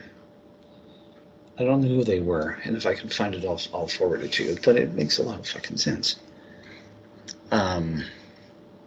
Kanye West basically admitted that he had to kill his mom to be the person that he is, to have the wealth and the fame and the exposure and the whole fucking bit. So there's a degree and element of sacrifice. How many celebrities do you know that are actually having biological children and not having fucked up kids like Will Smith's boy? There are enough of these celebrities out now, Hollywood and whatever else. The kids are fucked up. Like, they're a mess. They may not think so, but, Will Smith's kid, I'm sorry, but, the kid's a lost cause in my honest opinion. Why am I bringing all of this up? You cannot tell me that it's almost the lack of celebrities having biological children, but rather the biological children that are going to grow up in their actual XX or XY chromosome and the expected behaviors, rather than looking like they, cross-dressing or whatever the case may be. So, for me, this whole thing with Target and all the other companies that are doing the same fucking thing at the same fucking time, and the plan, and again, this was touched upon. The planning, I think it was Kelso had said that the planning of these things takes it's at least a year prior to when all of these things are going to roll, whatever their latest campaign is going to be for it to roll out. Like, they didn't on a dime decide to do all of this, to shift gears and, drift it into a 180. It takes time. You have to find the potential talent first. And then the talent has to put together some prototypes and designs. And then that has to get critiqued and fixed and tweaked and fucking whatever else. So it could very well be the better part of about a year and a half of scouting, prototypes, art designs. Well, we don't quite like this. Do you have anything else? Well, yeah, I've got 5 or 6 or 7 different possibilities for this T-shirt, whatever the case may be. And then it has to be manufactured and shipped and the whole fucking bit. So, yeah, I mean, this could very well be a 2-year project. Ford didn't come out with their new rainbow fucking truck last week. And how long does it take to shoot that commercial? That kind of a commercial? Oh, that's just a 45-second commercial, but getting the trucks there, staging them, having all the mud cover, and having all the the shoot itself probably took about a whole day. Okay, and then how long did it take to plan the whole thing out before? Oh, for a commercial like that, could, from conception to actual commercial itself, minimum 6 months. Okay, so let's just say about 9 to be a little more realistic. 3 to 9 months. It was quite a while. So yeah, keep in mind that Ford commercial was not. I mean, again, this is just me. I actually like the look of that truck, but that was just me. I didn't get offended by that commercial, but as much as some of the other. Well, the design of the truck I didn't really think much of it. I'm just looking and kind of going, okay, and so where's the whole emasculation bit coming in? Oh, the rainbow truck was better. Lovely. So, like I said, we're talking about projects that take anywhere from 6 months to a year, upwards to a year and a half. And they're all coming out at the same time. That shit's not coincidental. I'm sorry, it's mathematically impossible for it to look like it's random. So, I wish Target well, I really do. But at the end of the day, I've said this before and I'll say it again, there's a lot more of us than there are of them. And when the lion of the right finally starts to wake up and it starts hitting back, it's going to hit, and it's going to hit hard. Well, I mean, that's the whole thing with Bud. That was the whole thing with Bud Light and with Target and some of these other places. Well, maybe not Levi's. Levi's in an apparel store, so it's not quite so bad for them. But the mainstream media did everything in their power to make this look like this was just with both Target and with Bud Light. They tried to make it look like it was just this obscure fringe group that was getting angry and pissed off, until the evidence just became so overwhelming that their only option was to just go absolutely dead quiet. Like, you'll notice that Mulvaney, the number of endorsements that Mulvaney has just dropped right off a cliff, right? Like, you're going to start seeing some of, because it's Pride Month now. It's not Pride Week, it's Pride Month. So you're going to see a lot of Pride stuff come up, but I almost picturing it this month where it's going to be almost kind of muted this year because of what's happened. Well, the funny thing with Target is that apparently they've quietly put Chrissy Teigen's line of cookware back in place.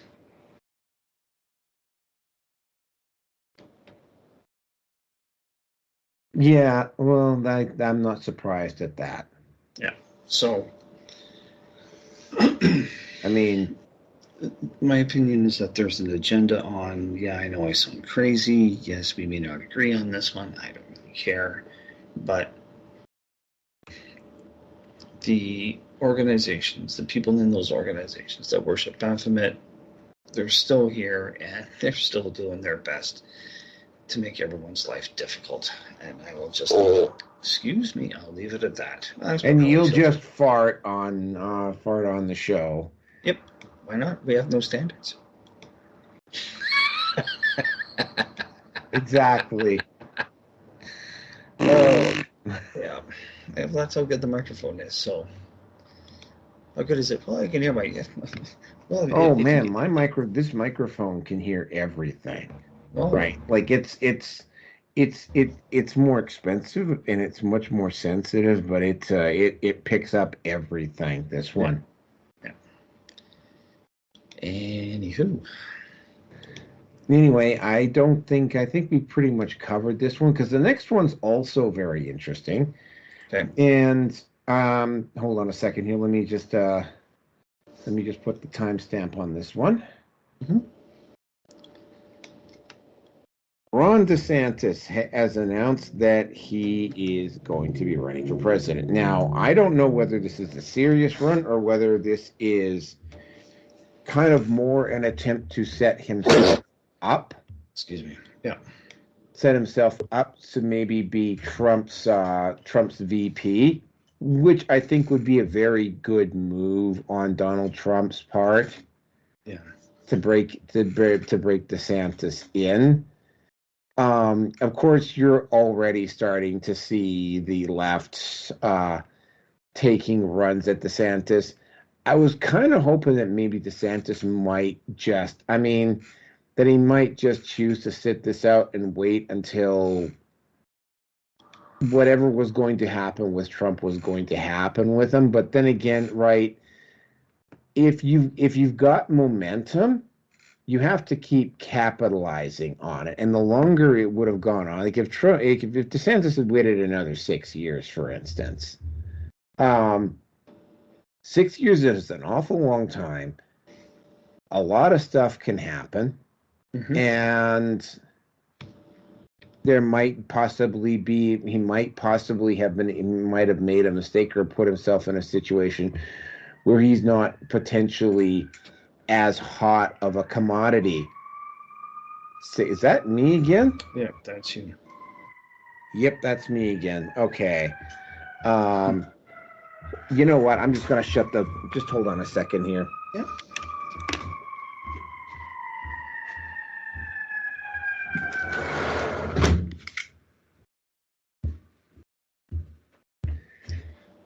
Apologies, folks. It's a warm night, and I wanted to have the window open, but yeah, my window opens right up onto an extremely heavy and busy street, which is a direct run to the University Hospital here in Edmonton. So there's ambulances and fire trucks going by on a regular basis. So yeah, in retrospect, what DeSantis did, I mean,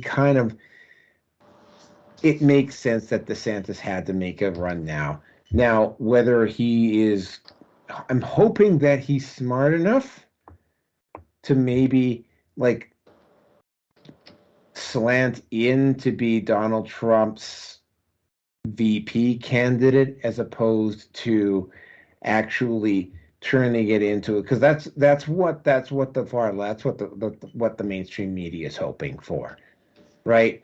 They want Trump and DeSantis to just go at each other. They want this perceived thing where of a house divided. Yeah. Right.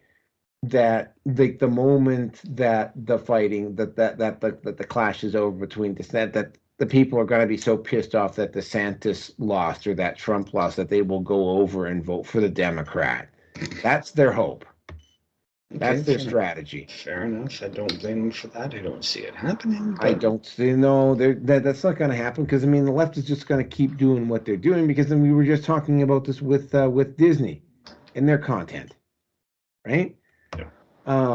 They're just going to keep doing the same insane stuff over and over and over again, right? Like for instance, Rollo Tomasi has been talking about because the manosphere has reached a kind of critical mass now where you're starting to run into it offline. Like you're starting to see things in the manosphere that weren't happening a few months just a few months ago. Like you're starting to see like people who quite clearly are not red-pilled. And it's like, that's the thing about being red-pilled, you know, and I'm not talking about red pill in terms of in terms of the pickup artist community. I'm talking about red pill. You either are red-pilled or you're not. Like that's one of those lines that you can't uncross, right? And it's really, really obvious if it's a dating coach, if it's somebody they're claiming they were MGTOW, or if it's one of the female red pill candidates, like say Just Pearly Things or whatever, or Brett Cooper, or one of those individuals that just come out of the woodwork lately, right? Or Torsha, you know, it becomes really, really clear after listening to them, even for like one show or two shows, or how they're posting or what they're talking about or whatever. It doesn't take very long to figure out whether they're actually red-pilled or not, because you either are or you're not. There is no in between. There is a kind of a phase before you get to the red pill, which is kind of weird because they call it the purple pill. That phase between where you start to realize something is wrong. That whole first third of that Matrix movie, that was Neo in his purple pill phase. That stretch at the start of the movie. The first one, yeah. That was Neo being purple pilled. He knew there was something wrong, but he hadn't, generally speaking, by the time you get to the point where you're being offered the red pill, I mean, you have a choice, but there's not really a choice because you already know something is wrong, right? So, I mean, that whole first section of the movie is Neo going through his purple pill phase. That's what it's called. But it's like once you've taken the red pill, once taken cannot be untaken. And I'm kind of going off on a bit of a tangent here, and if you'll forgive me for wanting to make a point on this, it's the same sort of thing, right? The left, I don't think, fully grasps or understands that as soon as this issue between Trump and DeSantis is over in the Republican Party, that they're not going to get there. They're not, because I mean, they're not going to forget that, you know, most of them are not going to forget that, despite the fact that Trump and DeSantis got into may have gotten into a large fight as to who's going to be running the Republican, who's going to get the Republican nomination, they're not going to forget what I mean. I mean, like literally, the Democrats are not even allowing people to debate Joe Biden in Democrat primaries. Mm-hmm. And he's still probably going to have to fight to hold on to the Democrat nomination. Like they're going to have to perform some very, very illegal hijinks to make sure that Biden gets the Democrat nomination. Like Biden is not going to cakewalk his way to the Democrat nomination either. Like he's going to have very stiff opposition, and the only way he's going to win is if the Democrat Party and the establishment in DC cheats for him, much like they did in 2020, in my opinion. Now, DeSantis, again, if I had to choose between Trump and DeSantis at this point, well, I'm glad I don't have to make that decision. I would give it to Trump in as far as for better or for worse. And by the way, there is stuff to be very critical on Trump on. I am not a Trump diehard. Rusin may be a little bit more of a Trump guy, but I'm not. I mean, I will be straight up honest with you. Back in 2016, I would have voted third party. I would have voted Trump in 2020, just like, I mean, I don't traditionally vote conservative in this provincial election. But I did on this one because, I mean, I knew that the NDP in its current form had to be stopped. And I think a lot of other people did. So, for better or for worse, Trump, the Republican Party has to get Trump out of its system. Sorry, I didn't realize it was going to be that big. Oh Wow. my God. Like, that's not what I meant for getting Trump out of your system. I'm going to mute myself for That is not what I meant by getting Trump out of your system. Oh my God. I feel better. Hey, with that, I'm going to mute myself. Anyway, getting back to the issue. And by the way, we're also seeing, this is the third time, and this is also, by the way, I think it's the fourth time in the past 2 or 3 months where the Democrats have been caught doing faux media campaigns. There was the Biden bros. That's one. You've got the whole situation with the mainstream media attempting to try to portray what was going on as Dylan Mulvaney as just the far fringe right getting upset. Well, that didn't work. Then you had the mainstream media attempting to say that a bunch of far right extremists were the reason why Target pulled most of its trans collection off the front and moved it to the back. That turned out to be a lie. And now, and I think you'll find this one, and please do not pass gas this time, Rearson. I'll try not to. The day after DeSantis announced that he was going to be running for president, a series of tweets appeared on Twitter claiming that white supremacists everywhere were going to vote DeSantis. Now, I think this was really because I saw the photos, and I'm going to be using them on my on my slideshow. You took a close look at these photos, and it's sort of like well, first of all, they used the Nazi flag, and I mean, they were so lazy, they couldn't even be bothered. No word of a lie. They just pulled the flag out of the bag that they had bought it from, and they couldn't even be bothered to iron out the creases before they took it to the demonstration. So it was obvious that it had been just pulled out of the bag. 2, their faces were all hidden. And 3, and this was literally the same sort of thing that happened when they tried to pull that tiki torch thing in West Virginia during the by-election. and it turned out that one of the guys holding the tiki torch was a black dude. One of the guys, who was supposedly this white supremacist neo-Nazi in full support of Ron DeSantis, decided to show up at this event. And again, this is no word of a lie. He showed up wearing a hoodie endorsing Malcolm X.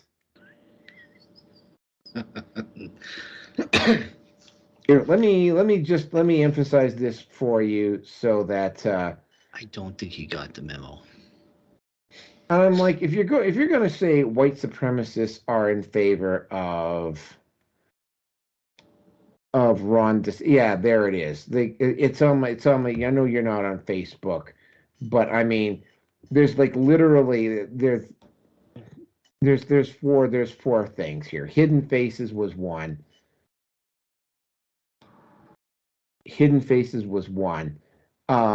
Close-up shots in the skies, and the way the photos were taken, they make it look like the numbers were bigger than they actually were. But if you on my personal feed, photo number 5, the guy holding a Confederate flag with an SS logo on it is wearing a hoodie endorsing Malcolm X. Yeah, welcome to clown world, folks. That's all I'm going to say on this. Rearson, do you have anything to say on this? I know that when the rumblings were starting to happen with DeSantis looking at running, Trump was actually really, I can't quite say that he was fully aggressive about it, but it's close enough to it, where he basically said, more or less it was a case of Ron, step down, this is not the time, you'll have your crack when the time comes, but if you insist on doing it, fine. Just remember, everybody's got secrets that they want to keep hidden. So it was my estimation, it was a polite way to basically say, sit down. This is not your time. We'll work with you to when your time for being in the plan comes together, or when it's your time to be in that part of the play, then it's your time to play. Otherwise, just sit the fuck down and wait. Mind you, the spats that Trump had way back when with Jeff Sessions, called him incompetent and just wasn't doing his job, and this and that and the other thing. Okay, that's all fine and dandy as well. But when Jeff Sessions left, Trump basically just said, you did an amazing job. Thank you for your service. And it's like, what? You're fighting with the guy, and here you are. So my opinion, at least right now, is that I don't know what to think on this one. I really honestly don't. And I'm not thinking too much into it already as it is. The election poll results of a Trump-Biden election, Trump would come out, Trump would bury the man, assuming that there's no treasonous interference with the election process. DeSantis would also win, but the margin was a lot closer. I think DeSantis would win. Yeah, I think DeSantis would win. But it's much more of a nail biter. So that's my take on it. How the left is going to react, fuck, whatever. The left has more to worry about on their side of things than anything else. But that's why they're looking for the little victories where they can find them and try to keep them. Other than that, Yeah, that's about all I got to say on the matter. So I'm done, and I'll make sure that I'm muted, just in case I just have to, fart again. Back to you. All right. Well, let's try not to celebrate on this next one, because you might want to celebrate on this next one. Okay. What we got? BLM is bankrupt. Well, okay. All right. Okay, go ahead. BLM, and this is just in my opinion. BLM was a state-funded terrorist organization, deliberately set up. George Floyd was just the gun had already been loaded and cocked. They were just waiting for a George Floyd-like incident to come along so that they could pull the trigger. They are going to do something like this again next year. Candace Owens, an individual, by the way, that again, I am not. I remember Social Autopsy. I remember the fact that she had to be seriously leaned into before she would let Social Autopsy go complete. I was a little bit more forgiving of her around that than most. The issue around Social Autopsy, though, was, that was effectively a doxing site. And it was not. It's not something that I would have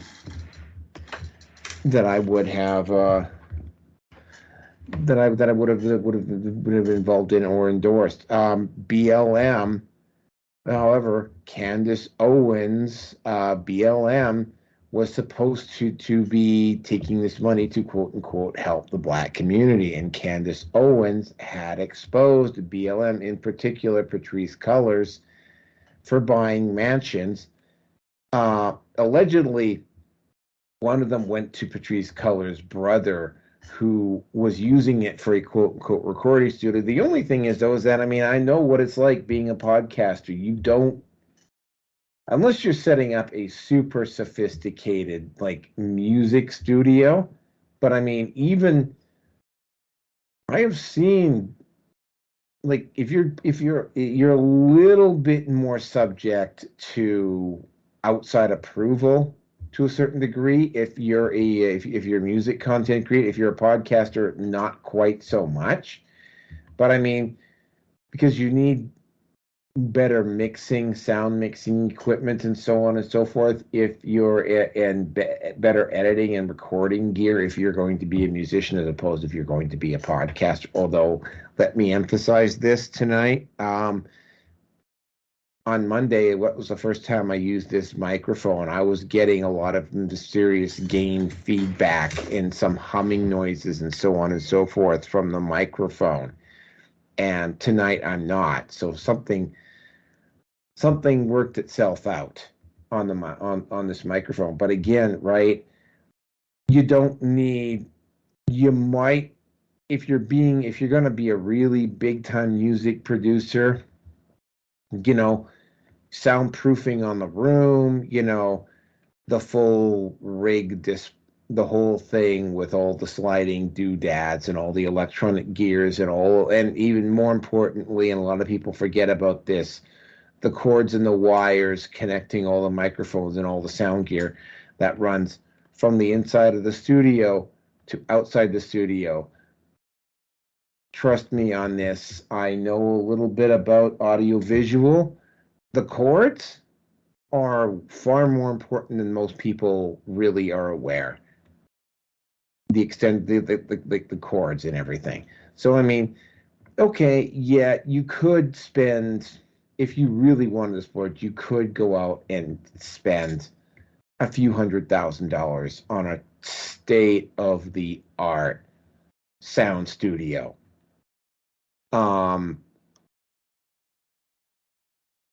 maybe he did, maybe he didn't. But BLM was just like, I mean, and when you saw it back in 2020, right?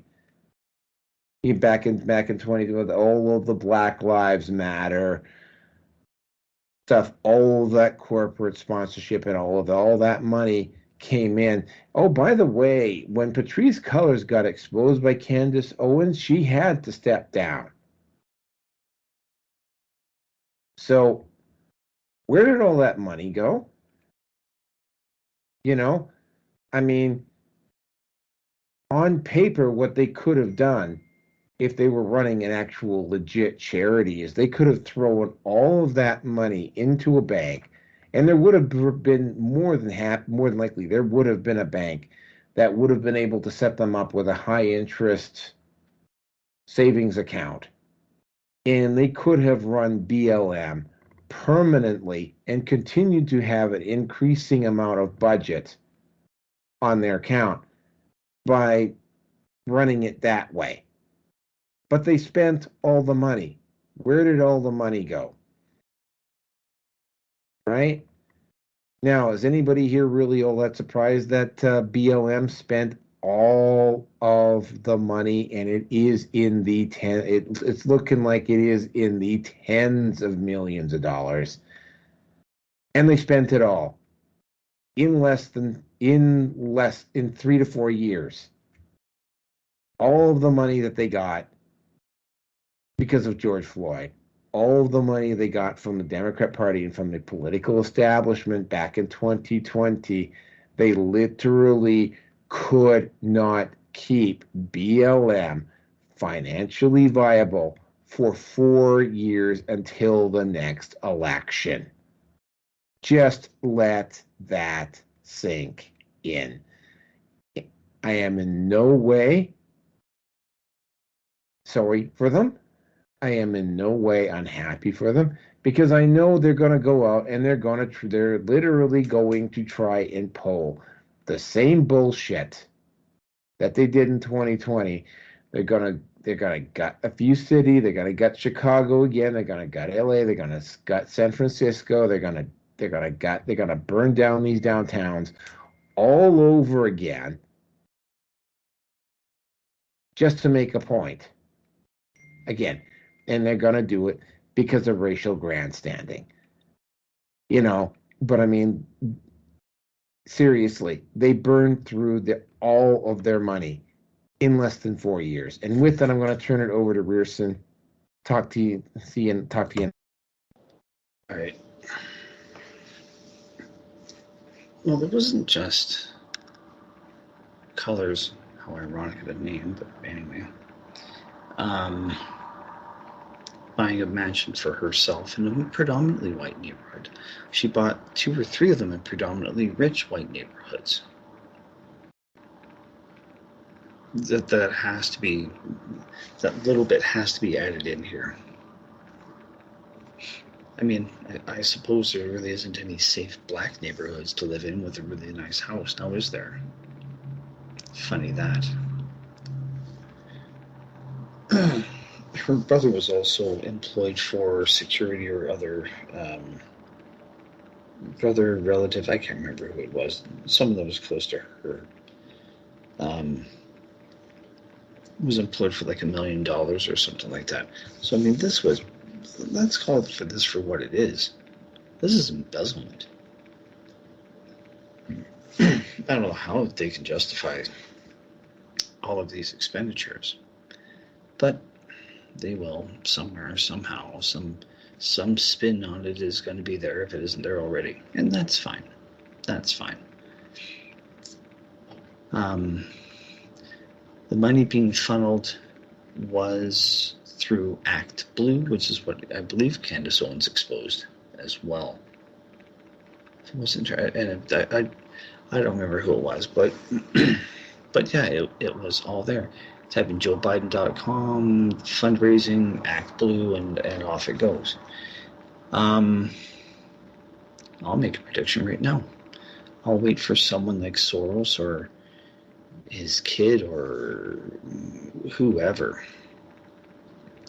someone will come in and will make a very hefty donation of, I would guess, say about $25 million to keep BLM going again for just long enough until the next election, which is about a year and a half away.